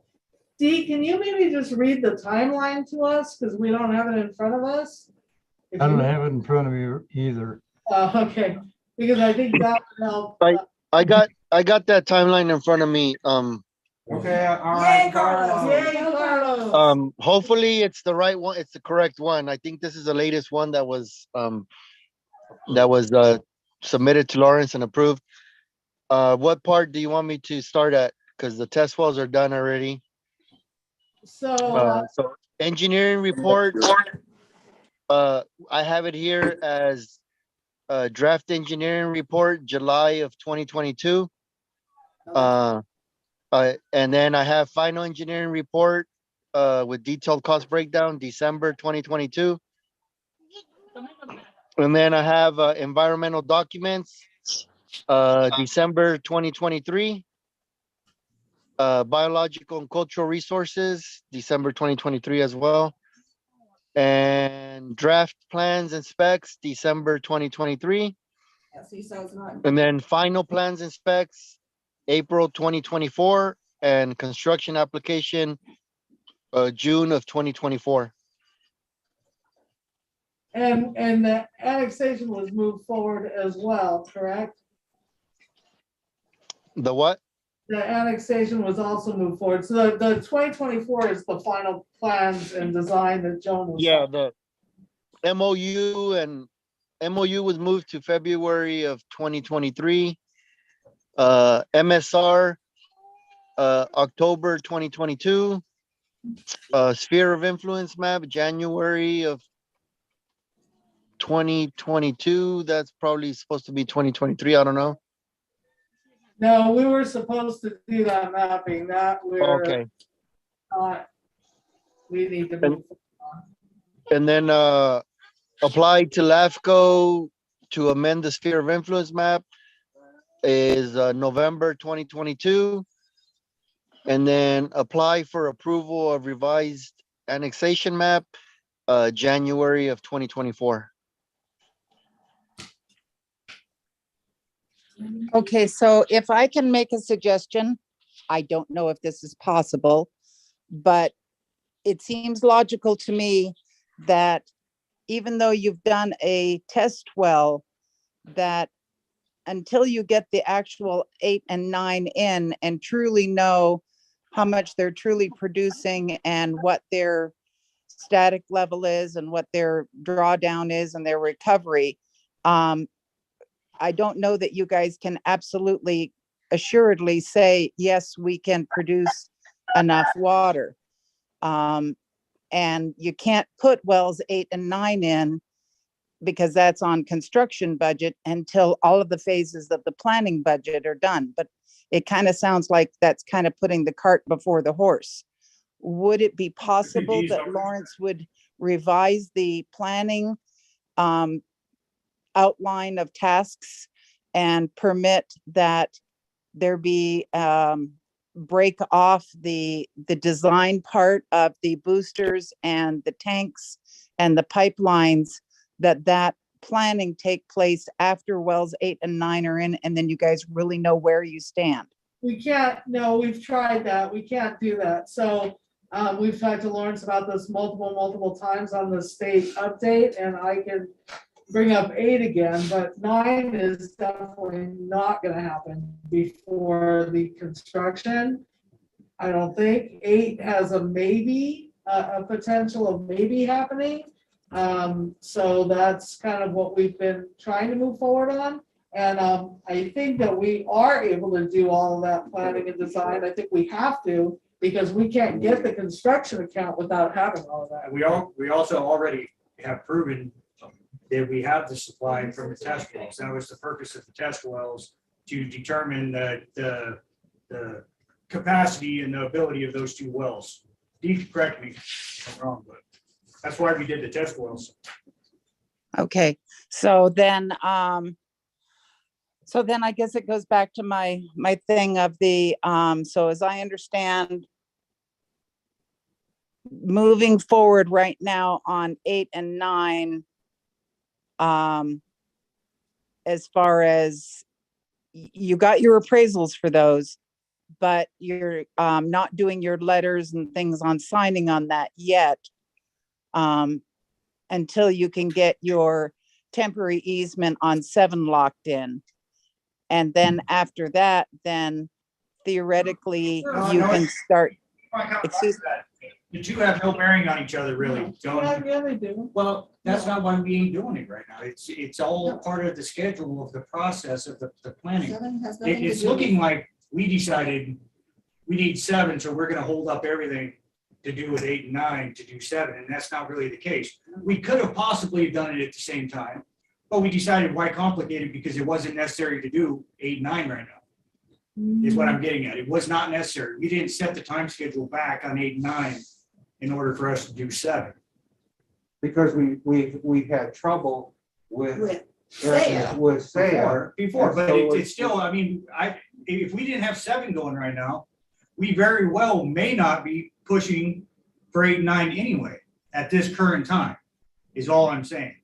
The 2 are just coinciding to be around the same time, Yeah, but it's not like it's not like we deliberately would be doing 8 and 9 right now, would we? We can't do That's what I'm- 8 and 9. That's what I was That's just what saying. he's trying- That's all I was just saying. Joan Joan keeps thinks coming- that we are. No, Joan totally understands. I Well, think Joan's got it completely correct. Okay, well, I've talked to Joan, and what I heard was until we get 7 done, we can't do 8 and 9. And I don't She's think. just, no, that's not what she said. She just said that she misunderstood that at the beginning. Okay.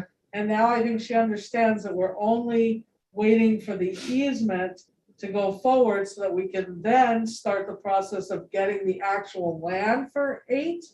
And we do need to get that as part of The this appraisal. process. So the appraisal is part of the planning. So there's just like multiple steps. And I think we did skip one of the steps that we need to push forward on, which is the mapping, which we've been talking about doing. And then we got so wrapped up in all the other stuff we were doing that we didn't move forward on that. But I do think that we are following the timeline as much as we can. And the timeline is that planning and design doesn't even actually finish until 2024. That was my point. We have. Yeah, I'm more concerned on that. It's not that, well, it's not due until 2024. I wouldn't want to see it be in a position of well, it's due, I'm going to pick a date out of the air, December 2024. So in October of 2024, gee, let's start figuring out the planning on that. That I look at it more as to is there any steps that we can start moving forward on now? Yeah, so that all those other preliminary engineering reports are all leading up to that final design. So once we have the land secured for 8 and 9, then we're going, or even right now, Dia is working on some of that right now, to my understanding. But what we need to do is we have I don't know how many steps in between, and I guess we should probably stop this, but we have, I don't know, X amount of steps in between. We are moving forward because D has to have that first draft in 2022.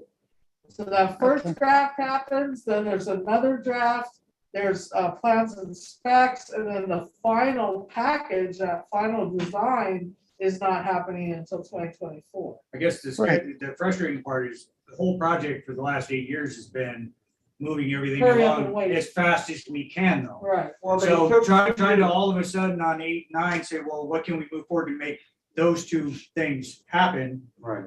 Our whole 8 years has been spent on making everything that we possibly can happen Yeah, in a They timely took manner, like so. 2 years off, That's not giving us the planning money. Yeah, well, that's what I'm saying. So everything is not just the wells, the wells are just one small part. The proving the wells were there, we did that already. The water quality, we proved that already. Everything is gonna happen in its own time, and we've sped so much along over the last 8 years and done everything we could, but we can only do it when the state says we can, when the state gives us money. As everything takes time, every aspect of this is taking time. And there is still an approval of money, I think, for the MSR that we need to negotiate. So that wasn't finalized, I believe. So there's a couple more juggling acts that need to happen like this next couple months. And then I think we need to deal with the annexation next, but that we have those steps beforehand. We have the MSR, we have a bunch of stuff. We need the map first. So that's probably our next step is to do the map. Okay, so. Okay, You guys are always welcome to come to the meetings. Yeah, they did, Well, they have been on. they've been all on of the them. No, state. but I'm Yeah. saying the Her constituents. her constituents, I mean, the people up there in Lake of the Woods are always welcome to come. sure. Yeah.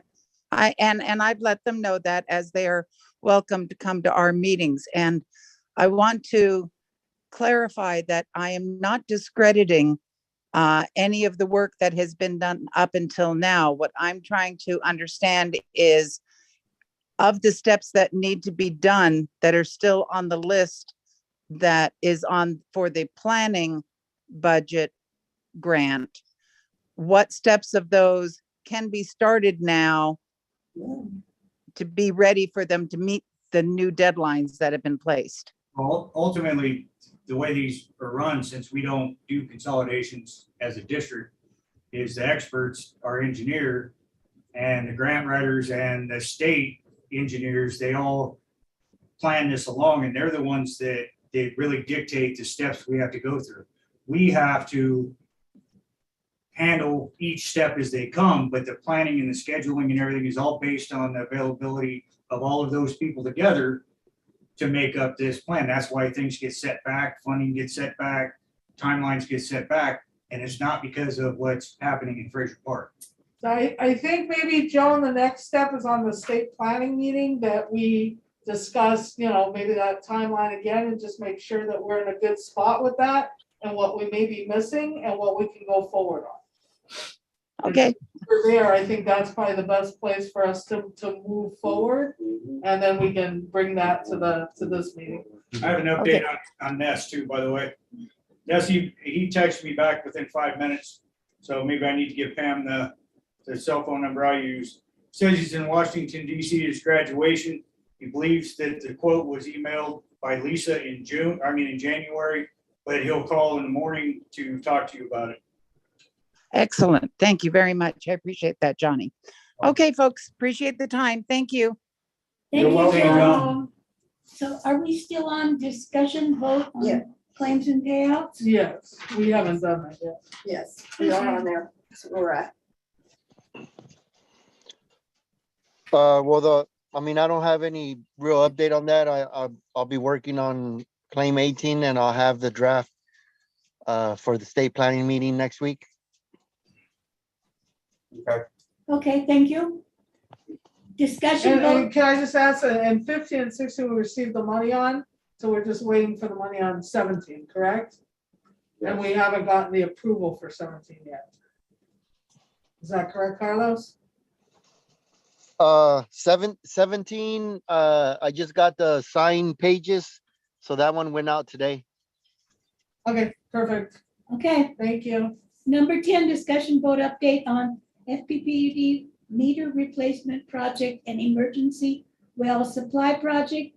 A, discussion vote update on drilling well 7. Guess that's to me. We now have the easement documents all prepared and ready for submitting to Nathan. We should have had those a week or so ago. The issue has been between really Alan and I trying to craft the easements to describe exactly what we're going to do. We finally got those prepared and submitted to Johnny yesterday. And so Johnny, I guess you're going to take those down Monday or tomorrow. Tomorrow, that's good. It looks like we may have a window opening up within about 30 to 60 days to get a driller on site.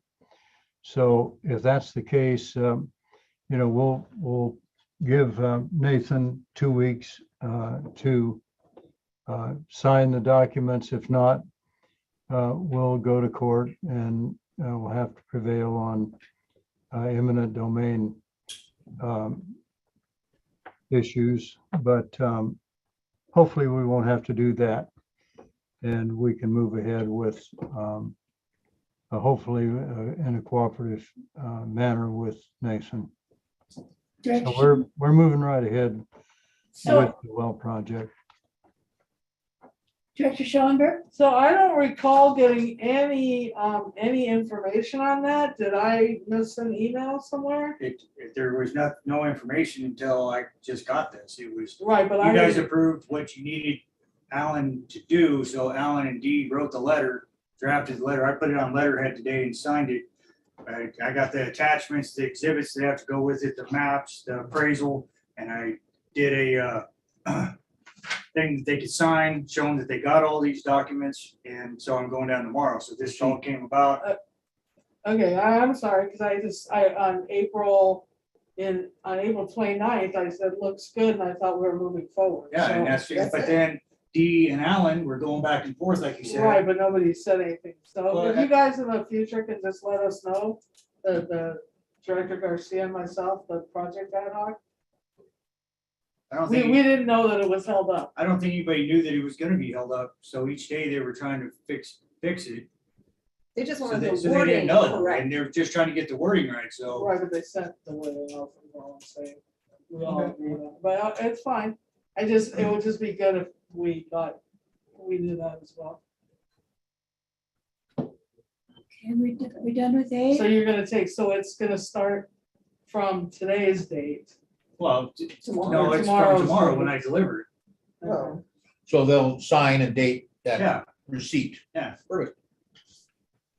And we've already approved $1,000, right? 'Cause our last meeting was 500 or 1,000, correct? We did not approve the $1,000. Not as a board. Not as a board. You gave us an approval. The motion, I Okay. can't read it per se, was to ask the attorney Oh, that's what the correct. attorney Okay.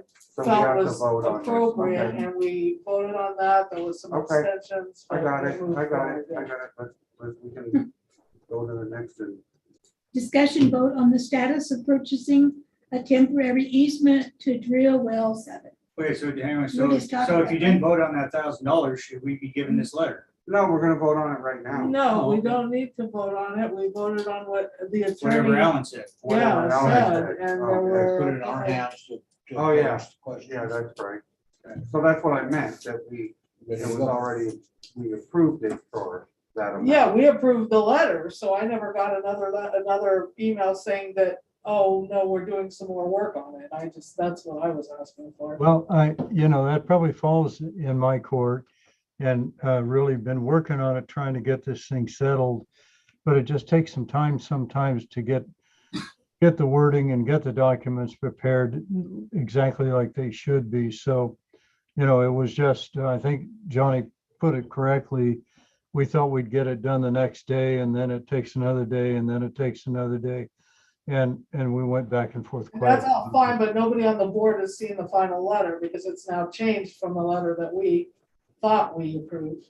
But it has all of the content that you guys just discussed with Jerry, which you're welcome to read the letter, but it has all the content. It was just the verbiage and the way it was written to get that content in there is what was changed. Would you like to peruse it while we're doing the meeting? Sure. Well, we'll just read it out loud. Yeah, I can read it. Dear Nathan, Fraser Park Public Utility District is in need of a temporary construction and access easement over, on, and across your property for the purpose of replacing its well 5, which is over 50 years old and is failing. The situation is somewhat precarious in that the well casing has been patched to cover several locations that have failed, resulting in reduced water production. The well must be replaced as soon as possible. The current status is that the replacement well has been bid, the contractor has been selected, and a contract awarded for drilling and equipping the replacement well. It is possible the drilling could start as early as 30 to 60 days from now.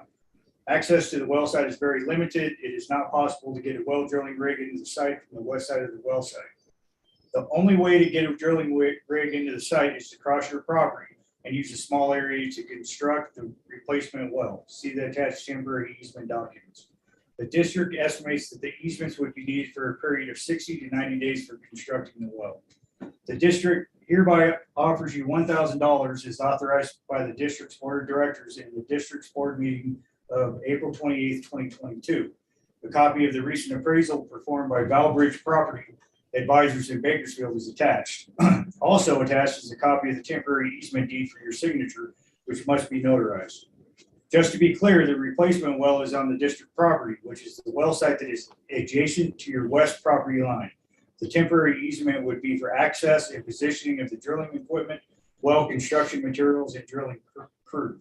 Water from testing of the new well will be ponded in a temporary area near the site, which will be surrounded by low 18 to 24-inch levees in a manner similar to what was done for the test well that was constructed near this area on your property in July 2021. Once testing is completed, the levees will be removed and the site graded and returned to its original condition by the drilling company. If this offer is acceptable, please sign the enclosed temporary easement deed and have your signature notarized and return it to the district in the enclosed envelope. Upon receipt, the district will first remit payment to you for the value of the easements and will thereafter report the easements in the Kern County Recorder's Office. This offer remains open and capable of acceptance until close of business day on the date that is 10 days following your receipt of this letter. Please call me with any questions or concerns. Thank you for your consideration, Johnny Ellison. General Director Manager, Schonberg. Park. I thought we had changed it to 10 working days, so you took that out again, Dee? Yes, we just said 10 days. Okay. I have one question, because what I heard was, it says,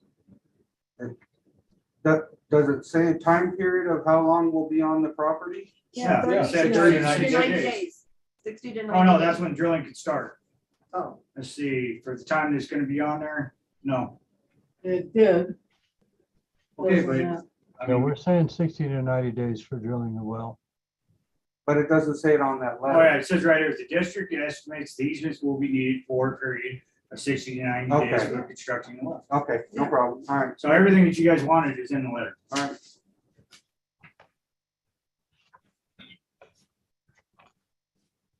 Okay, So it So- appears, it appears as though we're going to be able to get a driller on site fairly soon, which really helps out from the standpoint of Great. the corrective action plan that we put together for Jesse, which is really hinges on drilling that new well. So moving ahead. Okay, so do we need to approve this letter to go out, or? Oh, you already did? You gave us the Okay, that's fine.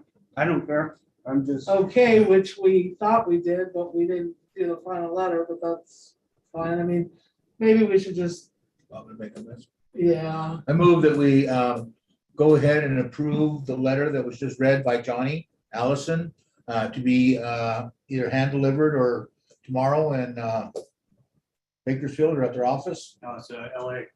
Oh, in Los Angeles at their offices. I'll second that motion. okay, roll call directors, Director Garcia, Aye. Director Nyman, Aye. Director Schoenberg, Aye. Director Kelly, aye. Director Gibson, I 500. Moving on. Discussion vote on the plans and specifications for the meter replacement. I was supposed to get these things out to you in a paper form a couple weeks ago. I didn't, and you don't have them yet, but I do have the, I got from Curtis today, the draft specifications and drawings. I'm going to get those over to Blueprint Service, and we'll make 3 copies of the plans and specifications, hard copies, and get them up to the district so you folks can review them. Everything's got it. Tiffany, Dee, do you mind emailing me a PDF if you have it? Oh, yeah, no problem. Thank you. And Dee, are you also going to be sending that to Lawrence now or after we look at those? I think it'd be good to have the board take a look at it first. And then if the board's fine with it, then we'll push it on up to Lawrence. And Dee, just, could you include me in that email where you send the PDF copy to Tiffany? no problem. Me as well, Dee. Yep, I'll send them to the entire board, you, Carlos, Johnny, and so that everybody will have a set of preliminary set. It would be to Oscar, not Carlos. He'd be the Oh, planning sorry, process. Oscar. Yeah. okay. D, discussion vote on going out to bid for the meter replacement. We can't do that yet. So we're still holding off on that for numerous reasons. So once we look at the plans and specs, I mean, I think our concern on the going out to bid is that we don't have enough money to actually do the meters. So we don't know how much, we need. Were you able to update those figures? Because I know that's in the plans and specs, correct? Right. No, I haven't updated any of those figures at this time. We can do that. We need that for the state meeting. Because that was part, or, as much of, if you could at least start getting that, because that was a concern, because we're not gonna be able to move forward on that unless we you know, we have to go through a whole series of hoops to even get more money. And I'm not sure how we're gonna move forward on going out to bid if we don't have the money to pay for this. My understanding from that meeting with Lawrence was that until we got, my understanding was until we got well 7 replaced, we had those numbers fixed, then, you know, we would have to, it would take quite a while to increase the amount of the budget for the meter replacement project. I think he was talking about years or a year or so. No, he wasn't talking about years, but he was saying we have to have the amount fixed for the well, but we have that because that we awarded the bid. So we have that money theoretically. So we know how much that, and then you were going to redo the amounts for the meter because there were some questions about that based on Lake of the Woods and what they paid, and then some other things. You were supposed to hopefully have that so that we could go forward, and because we need to somehow, and that was what we were talking to Lawrence about, apply for that. If we don't start looking at that now, we're not gonna have the money to go forward and be able to go out to bid. But I think that if it's gonna take a couple of months, which I would assume that it will, to have everybody goes over plans and specs, that gives us time to update cost, and the later we update the cost, the more accurate they're gonna be, because if we update them today and then inflation increases 2 months from now, then we're gonna have to do it again. So, I mean, it gives us a little bit of time, because I would imagine by the time we go over the plans and specs here and then make changes and then Lawrence does it, it's gonna be, I would guess, at least 2 months. When you say, Steve? Yeah, that usually. 2 or 3 months. There So, can't be any more inflation. so yeah, so we have plenty of time to revisit the pricing. Well, we're Of just that. really Oh, I concerned know. about the, because I'm not sure how we're going to move forward on going out to bid if we don't actually have enough money to go out to Well, bid. my personal recommendation would be at the time that we get the pricing, if we're under only X amount, it's gonna take us years to get it. But we could afford, we would pay for it. Otherwise, we could scale down the project to in scope and do 2/3 of the town if we have to. Get that all paid for with grant money while we're working on the other third grant money. I don't know if that's possible, but that's what I've been thinking about over the last couple of months. Let's get in what we can, get in with the money we have, if it's gonna take a long time, because this money also could easily go away if it takes too long. Right, but to get. Lawrence was talking to us. I don't think you were. I thought he said about 6 months, yeah. When I was at part of the meeting, I thought he said it could take, upwards of 6 months to get the money. So then, that's what I'm saying. So to get more money, the closer we get to where we start that 6 month process, then Dee could figure in a percentage over and above what it is at that time, and maybe that'll give us a more accurate estimate on the meters. I'm just saying that we have a month or two to get those numbers to start working on that, I would assume. Because the plans and specs are gonna be what's gonna go in the ground and how and why and where, as opposed to necessarily having to have the updated cost on it. Usually, isn't the cost part of the plans and specs? I think it is, but I think what we're reviewing is the design and what it is. I'll let Dee speak. Yep, you're reviewing the design and the specifications. One of the other things that impacts this is that we moved money from the meter replacement project to the well 7 replacement project. And so one of the things that we don't know exactly is, are we going to consume all of that money that we moved from the meter replacement project to the well replacement project, or will there be funds left over from the well replacement project? So there's some things that are moving here that we won't be able to really cover. But I think if we start at the assumption that whatever we put into the well replacement project will indeed be spent, and maybe 10% more than that, just to be careful, and then try to get as much of an update that we can from the standpoint of the contractors who would be doing this and the folks who would be selling us the meters, we can, we'll put together a budget. We can do that.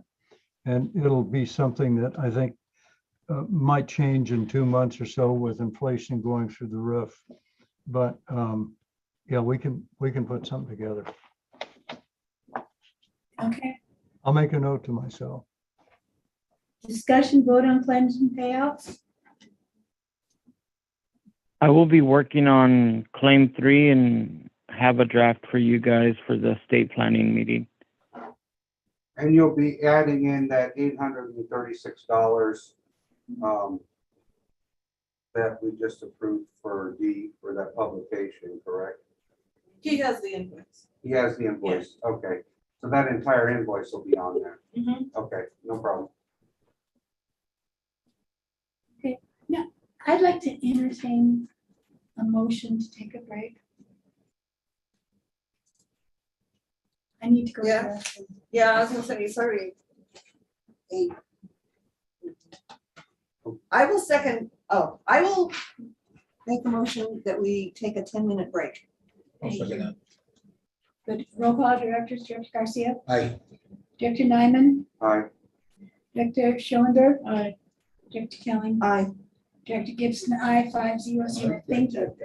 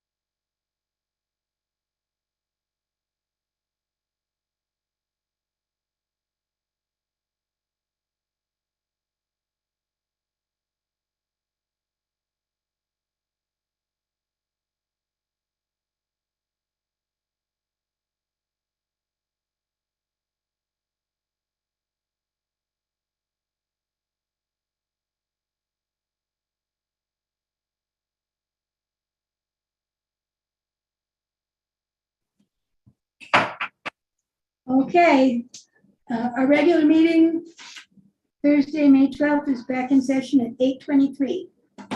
And we are on number 11, discussion vote on pipeline replacement project. Discussion vote on technical assistance work plan. Yeah, I just finished up the amendment to add the work for the mapping and potholing. I sent it to D, so as soon as D reviews it and if he sees that it's acceptable, he signs it and then gets it back to us, work can begin. Thanks, Carlos, and I do have it and I am reviewing it, and thanks also for sending along the original agreement too, so I am reviewing those now. When do we'll get that signed, D? As soon as I get through reviewing it, probably Monday or Tuesday. Okay. Okay, thank you, Dee. B, discussion vote on the project budget. Director Schoenberg? I don't think we can do any of this other stuff except for potholing and mapping, but even that, we can't really move forward on until we get this thing signed. To move, once again, in the same, not do it, but because we can't really move forward till we have money to move forward, I'm gonna move that we table B, C, D, and E. Yeah, and just before you do that, some more information for you guys. I did break up the amendment into two portions. I made it phase one, which would be the mapping and potholing and any tasks that pertain to that. And that's what you guys can start working on once D signs the amendment. And then the phase two would be all the design work. And then that would start as soon as we get an executed work plan back from the state, because the amendment would already be signed by D. So as soon as the work plan is approved, then the design work can start as well. Really, items B, well, item at least B and E can't move forward until we've done all that other stuff, the potholing and mapping and the draft project plans and specs. So, I mean, I guess we can leave them on the agenda, but just know that we're probably gonna have to keep tabling them for quite a while. That's fine. Okay, so I'm gonna make- Got to vote. we have a motion on the floor, right? I'll It's been second. seconded? I'll That second. was already seconded. I was sec- Okay, Director Garcia, Aye. Director Nyman, Aye. Director Schoenberg, Right. Director Kelly, Aye. Rebecca Gibson, aye, 500. Moving on to discussion vote update on Cal OES Community Power Resiliency. So does that mean we can, Allocation. That's the. Yes, Carlos and Oscar would be Oscar? good. Generators. Thank you, Carlos, Oscar. Have a good evening. You guys do as well. Thank you. Bye. Good night. Night. okay, discussion vote update on purchasing the generators. Guess that's to me again. Yep.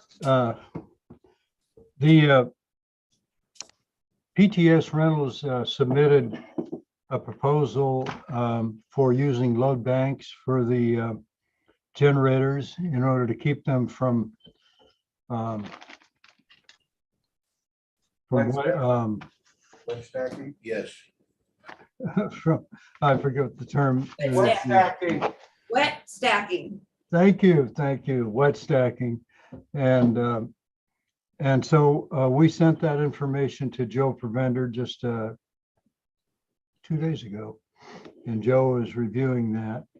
And then we'll come up with a recommendation for the board regarding these generators. I think the thing that we're going to have to deal with is how much expense are we going to assume as a district in order to correct this problem? And my guess is, and my recommendation would be very little. And so, we have to, I think we're gonna have to have a couple of meetings once we determine, or certainly one meeting, maybe with an ad hoc committee, once we determine that the load banks will work and they'll work the way that we want them to. And then decide what we want to do with these, with the generators. If we want to go ahead and do those with the load banks.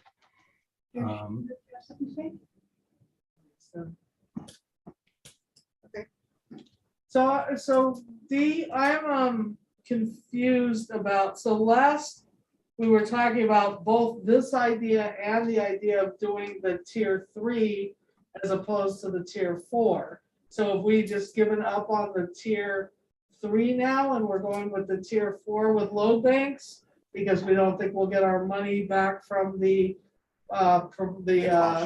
contractor that we already paid half the money to.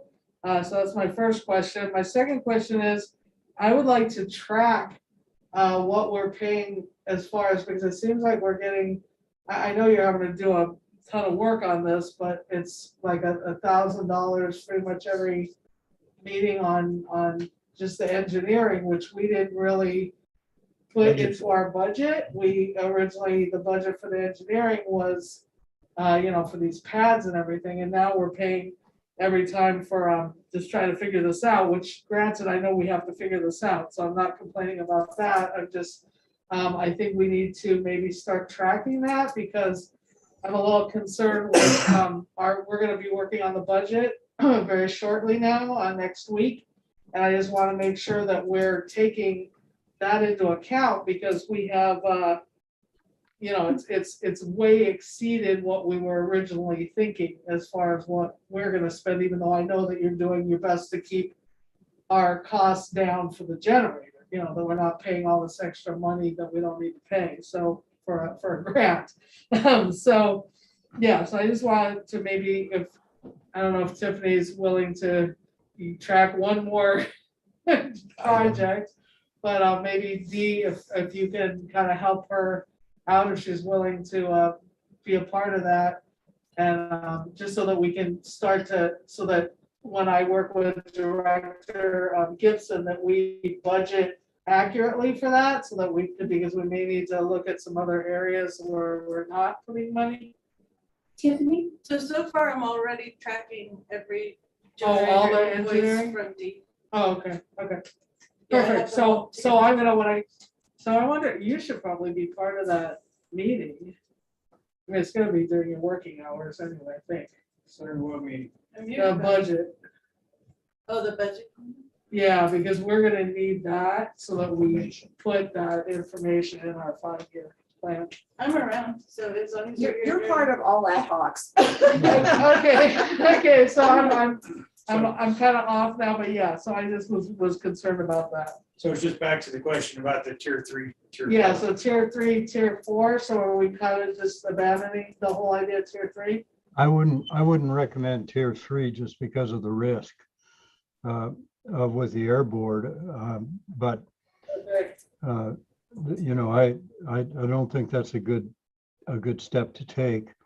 Tier 4 is really what I think we've got to deal with, and we've got to deal with PTS rentals. They're suggesting that we use load banks on these generators, and that's additional cost. And I don't think it's a cost the district should bear. And so, we've already spent more money over and above the grant that we're going to get with, for these generators. And so there's a couple of things I think that we need to think about. One is, this has taken forever. And, we've been dealing with PTS for months now. And, we keep getting information that we have to verify. Some of it is good, some of it is not. but it takes time in order to do that. And of course, money as well on the engineering side, but also time is slipping away. At some point in time, Tiffany has something she wanted to add, sorry. Oh, I was just gonna tell you, when Dee's done, Joan wanted to ask a question about the generator. Oh, okay, sorry. Sorry.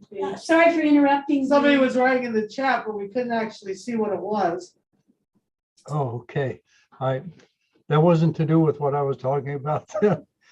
No. Okay, good. I didn't hear it anyway, so that's good. But anyway, so there will be additional costs, and we have some options, I think, before us. The worst, I think, is to pay the extra money for the load banks. I don't think that's a good position to take. When PTS bid this thing, they told us that they would, Tier 4 generators would work for our loads without wet stacking. Then all of a sudden, we got into this issue, well, will it or won't it? And pretty much deciding that, yes, it will wet stack unless we do something differently. What PTS is recommending that we do, and I think it is the solution, is add the load banks to these things in order so that they won't. So that's extra cost, and then the question for the district is, do we want to, well, there's 2 or 3 different options, and it's just right now we're just talking about what those options are. Number one is to go ahead and purchase the load banks, pay more money to get what we had originally thought we were getting. Number 2 is to tell PTS that it's their responsibility to make these things work. They told us that they would work. And in order to get them to work, if they have to spend more money, they've got to do that, which could land us in court. Another would be to, I think, a middle of the road might be with this in mind. When we first were offered this grant, it was to do these generators on these plants. And I don't think we would have done all of them if we had to pay for them ourselves. I think we would have selected a few of the most critical ones, and we would have decided to do something about those.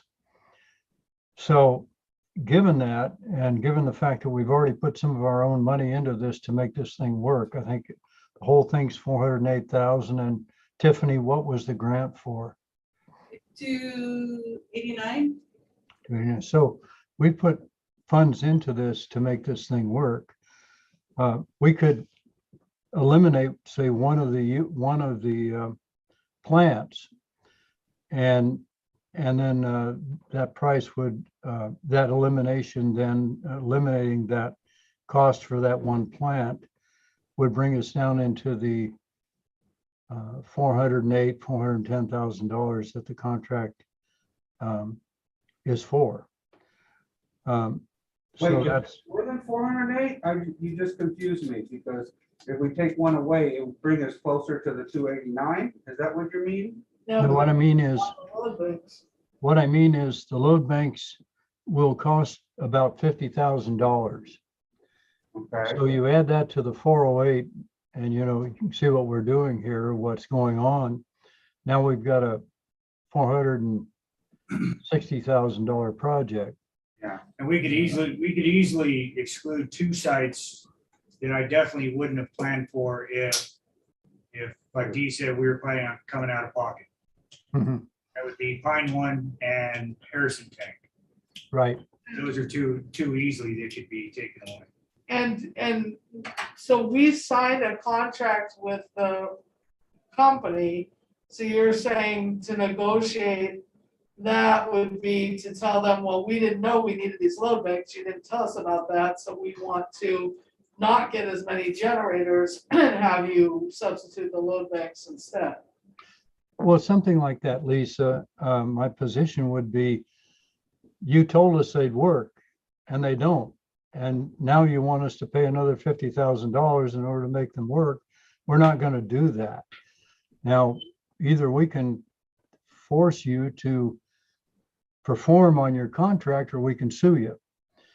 Or we can come to some cooperative agreement, similar to what Johnny is saying, maybe eliminate one plant or so and get it back down to what we initially thought we would be paying. Yeah, because, Right, because- the lawsuit would also Incur more probably costs. cost us the grant because we would be in court and not spending the money in the time frame that we need to. That's right. Director Schoenberg, I'm sorry.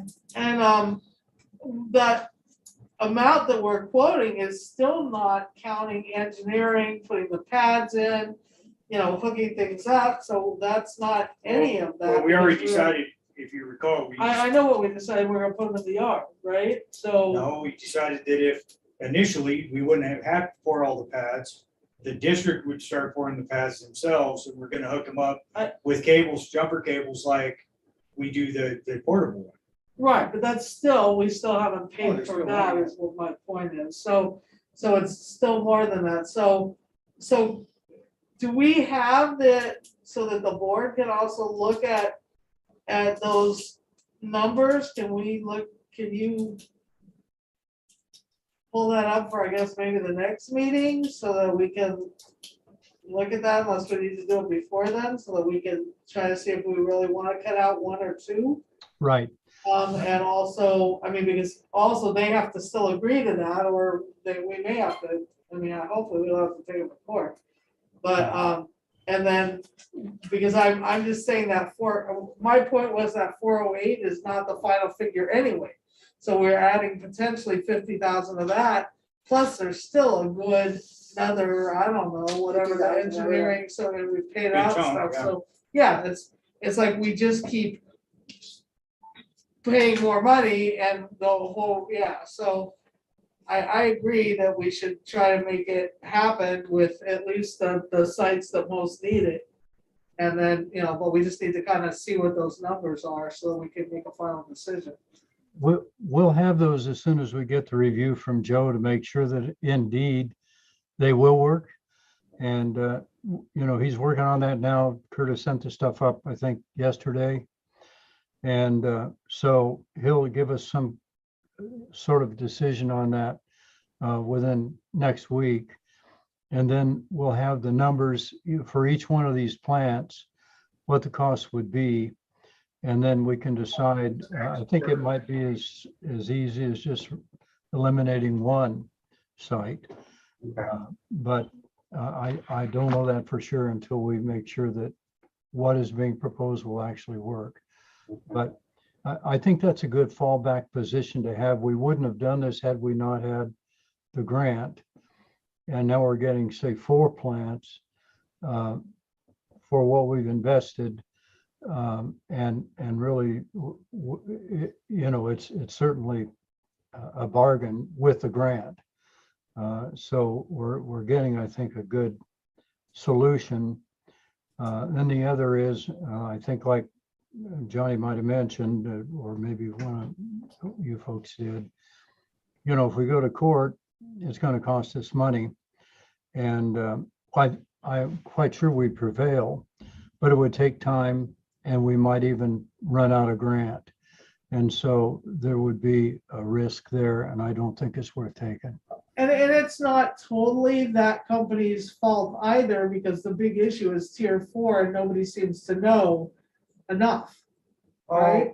No. Yeah. No, I that's wouldn't that say, company's I wouldn't make Well, that well, statement. well, it actually is, we also heard from Quinn that it's very problematic to spec out a tier 4 generator and be able to guarantee that you're not gonna wet stack because of the different parameters you have to take into account. So I'm not saying to let them off the hook, Yeah, I'm but not, there is extenuating circumstances, You like guys are making Lisa's saying. statements you shouldn't. I get that, but I get what you're saying, Director Nyman. I just feel like, I think that's a good solution. I think it's a good solution to propose. Plus, we also need to look at the fact that we're not losing much because as soon as we can, we'll auction off the big one that we can't use for nothing. And some of that money is gonna help us recoup and possibly decide if we wanted to put one on Pinewood or not, but it's gonna help us recoup some money as well. Because that thing out there, it doesn't really do us any good, it's portable. Yeah, well, that's what we don't want with all these other ones. because Joan that's had a what we're question. down. Hi, guys. Quick question, and I'm kind of using you guys as the guinea pig. I'm learning about the generators, but I've done some research myself. Was the option of using natural gas for fueling the generators, therefore you wouldn't have wet stacking? Was that not an option for you guys? Initially, I excluded that because when we started looking at it, natural gas or propane, which is what I wanted to do, the generators actually have to be much larger than a diesel generator does. Because to generate the same amount of energy, the generator has to be way bigger than it does for a diesel. So it was cost prohibitive as well for us when I initially looked at it. I could be wrong about that, but that's what I was told by Greg at PTS Rentals when I first brought this up. Okie dokie, How thank would you. we have to deal? Huh? How would you even get natural gas to those places? Well, it's like, right, well, I mean, there's usually gas lines running in front of, up and down every street to every house. Like eventually, I'm gonna tie in the one we got in the yard for the office here. That's running off propane right now, but I'm gonna tie into the gas line, so we could use either or. Because there's a gas line running right down the street. Right, but I mean, some of those tanks and stuff are up in, Any tank, but the only ones that aren't near where a gas line would be are ones that we're pumping to, not that we're pumping from. Okay, well, but we're not doing that option, so can we, Have we Just already explain discussed engineering and design for this Callows project? No, no, we. Okay. Yeah, it would. Do you have anything to say about engineering and Well- design? Is that for me, Becky? It is, yes. I think we agreed that we're gonna do that. I think it was just the pads that we're concerned about. We would do those for a pretty nominal amount of money. One for each side, set the portable generator on. Okay. Okay. Discussion vote update on the nitrate analyzer. Okay, P&J, let me know that they had it designed. I went down and trenched it for them. They installed it all. It's all set up, but we can't get it online until Hawk, which is the manufacturer, comes out. And they are scheduled to come out sometime at the beginning of June. after the state update. Yeah, well, the beginning of June, somewhere right around there. Soon as, they could get out there, but it is all installed and, so that's good. We're showing them we are definitely doing it, but just as a side note for the state, for Jesse Dollywall, our last result came in at 7.1 too, so. Yay. So even though it's taking a little while for the nitrate analyzer to go online, we're still, Getting better we're results. even well below the 80% mark, so. That's good. Excellent. Yeah, good work, Donnie. Okay, number 14, discussion vote on the district response to the grand jury. Tiffany did made it to where I could, Thank you, Dee. Thanks, Steve. Thank you, Dee. Appreciate it. Thank you. Gonna let me off the hook, huh? yeah, like, Take the rest of the day off, Dee. There's a whole bunch of other hooks we have you on. so- I got the next 3 hours to myself. All right. Thanks very much. Thanks, Dee. Good night. Anyway, Tiffany was ready this week for us to work on that, me to work on it too, but I've been dealing with the EAR and all that, so we still got time. So early next week, we're gonna get together. If I need technical help, and draft the response and hopefully be able to get it, pretty good before I submit it to you guys. We have 60 days to. I was just gonna say, had we discussed it as a board No, yet? no, it's just, I'm gonna do the rough draft, my opinion, and then you guys make your corrections and then we'll send it off. So Okay, excellent. it'll be good. So we can have that on the agenda for the next. Yeah. Next meeting in May. I would like to make a motion that we table on number 15. Yeah, I will second that. I'm good with that. Okay, roll call directors, Director Garcia, Aye. Director Nyman, Aye. Director Schoenberg, Aye. Director Kelly, Aye. Director Gibson, aye, 500. Moving on to 16, discussion vote on the quote, contract and equipment from Zoom for hybrid meetings. Before we go to that, can I make a move that we extend, I don't think we're gonna go way over, but that we extend the meeting until we're done with business? I'll second that. Okay, roll call directors, Garcia. Aye. Nyman, Aye. Schoenberg, Aye. Kelly, Aye. Gibson, aye, 500. Okay. 10 minutes to finish business, come on. Question here. This is all just software, There's no hardware that goes with it? It's all hardware. No, it's. Okay, so you're looking at page 1, Standard Pro Annual. Yes. Is just, yeah, that's software. Okay. Webinar 500 Annual software. Okay. Zoom Room Annual software. Thank you. Basically. HAAS, which is, it stands for Hardware as a Service. That's the equipment, Okay, thank you. and that's $1,200 By itself. for the year annually. We rent it? Yes, Okay. it's That's a if we lease for rent the, it. yes, it. it's the price for the leasing of the equipment. It's a 2-year contract. Oh, okay. 2 years. They prefer you pay the 2 years upfront. And she is working on petitioning her superiors to allow us to pay annually. So we can do it. This is the annual cost, not the 2-year cost. Okay. So we're talking Oh, this is just a 1-year $4,500. cost. Yeah. For For 2 2 years, years, yeah, yeah. so it's 2248 annually. And that's not including the setup, which we have to do separately, correct? That includes, right, that just includes the Neat bar and Neat pad. It does not include the television monitor that will have to go here. And that will probably be used as a secondary monitor. So we'll pay for a bigger TV. And the, putting shelves and installation of all that, we have to pay for. So this is just the Zoom cost. I'm willing to hang a new TV. Don't know how many times, so that's probably. Yeah, having 2 TVs is gonna help, because then everybody isn't gonna be turning and trying. Crane in your neck. Crane, we need a bigger one than that so people can read. 'cause- Now, would it be also usable, like when you use split screen, that half would be on one, half would be on the other? Would that be a function we could do? Because sometimes those split screens, it gets so small with all the boxes. it's hard to Right. get going, like, I don't know how to split screen it. A lot of this is just as new as you guys too. Okay. Okay. The camera, so the Neat bar would be on this far wall. So you're gonna have to mainly use that as your monitor as far as speaking to people, because your face will be facing the camera. Oh, I see, You know, okay. you want your camera and your monitor on the same space. And because it's not going to be this whole room, it actually, part of the software makes us individual boxes on the screen. So if we're looking over here, we're always gonna be looking away, whereas right now, somebody might not notice that as much.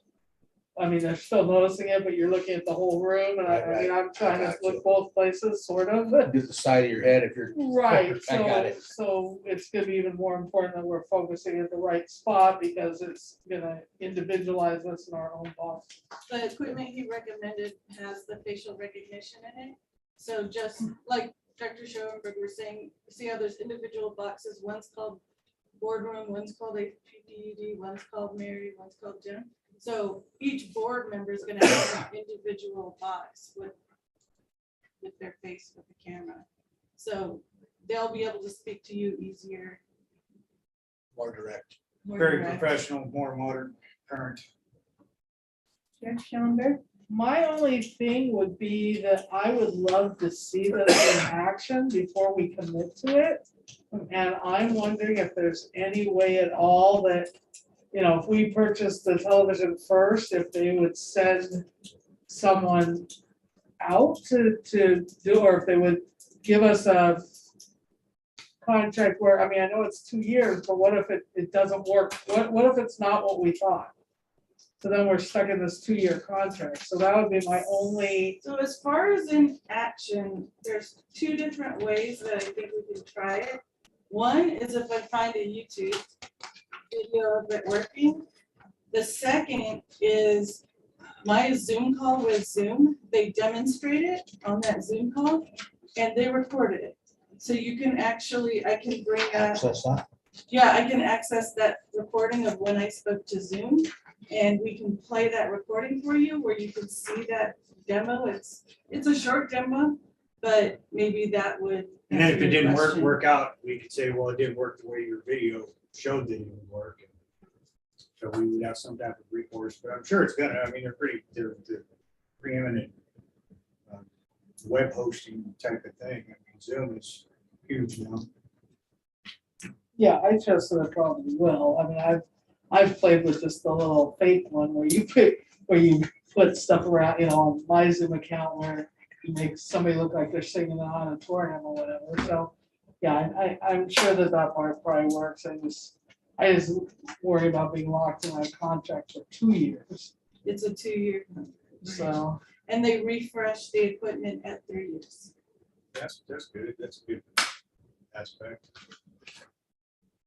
And they did say if anything goes wrong or malfunctions, they'll start with a phone call, see if they can walk you through the troubleshooting fix. And if not, they will repair the equipment. I mean, it's the only okay. game in town, right? kind Well, of, I mean, it's the best game in town, yeah. We have Yeah, a I cou- didn't see we have a that in the couple options. contract. We have a couple options for the installation.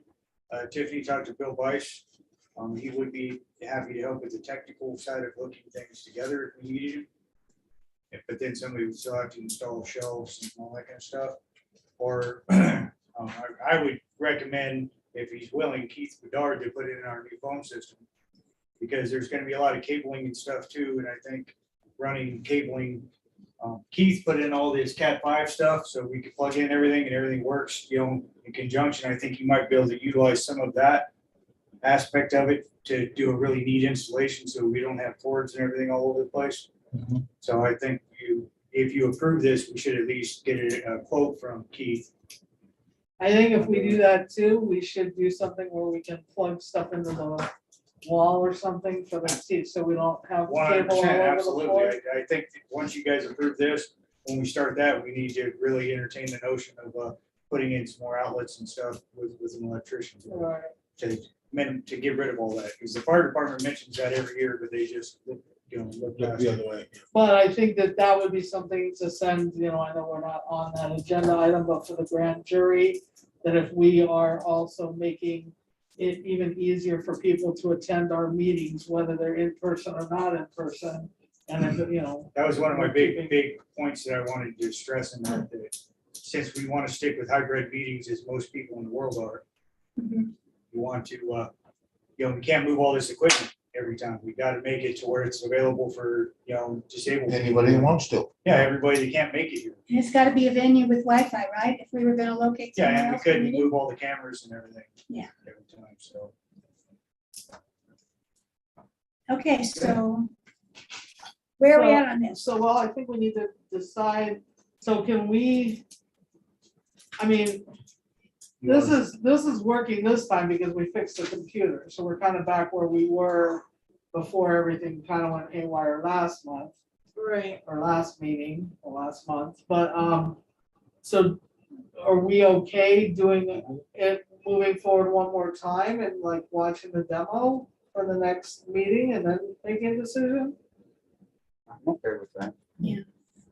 I'm Don't okay bother with that. me. So you type of time crunch with the quotes? I don't think so. If I told her we need to carry it over 2 weeks, I don't think, there's not. Cool. And then I would like to add to that, to the 16, that along with the discussion, I think you could do maybe like an ABC or something. That the first part would be, you know, be discussion vote, not just for Zoom, but hybrid meetings and meeting facilitation. And because we need to be able to vote on a TV or just tell Joanne to move ahead on TV. We need to be able to vote on wiring some stuff. I think we need outlets. I think we need like better. We also need a line item for extra internet, not replacement of the AT&T internet, but I've been really looking into Zeo Media, which is what I got. I think it's critical that we have two sources of internet since both are somewhat unreliable. And with all the streaming and everything that we're doing, I don't think it's cost prohibitive to do that. So that should be a line item to vote on as well. And I'd also like a line item for a secondary computer, because if this computer fails again, I think we should have at least, I mean, it's great having the pad, but with that, as we see, it kept streaming our pictures, but there was no audio. So we need at least a backup laptop. The neat pad, which Does is that? part of that, is what's gonna control the meeting. I don't know too much about it, Okay, but I did ask, and he said that would be theoretically a replacement for using the laptop to control the meetings. okay. I just don't know how it works technically as far as starting a live stream, ending a live stream, if it has every option on there. Although we do need another laptop like that.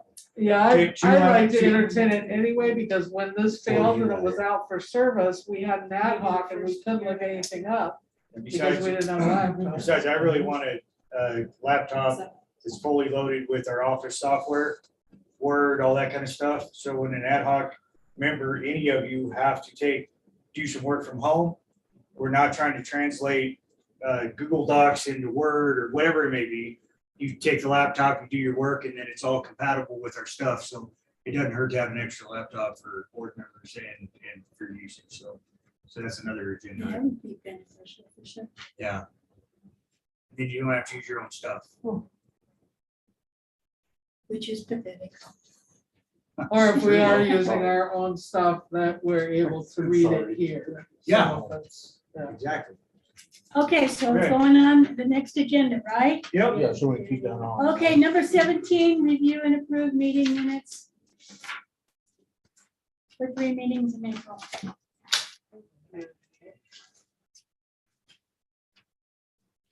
So,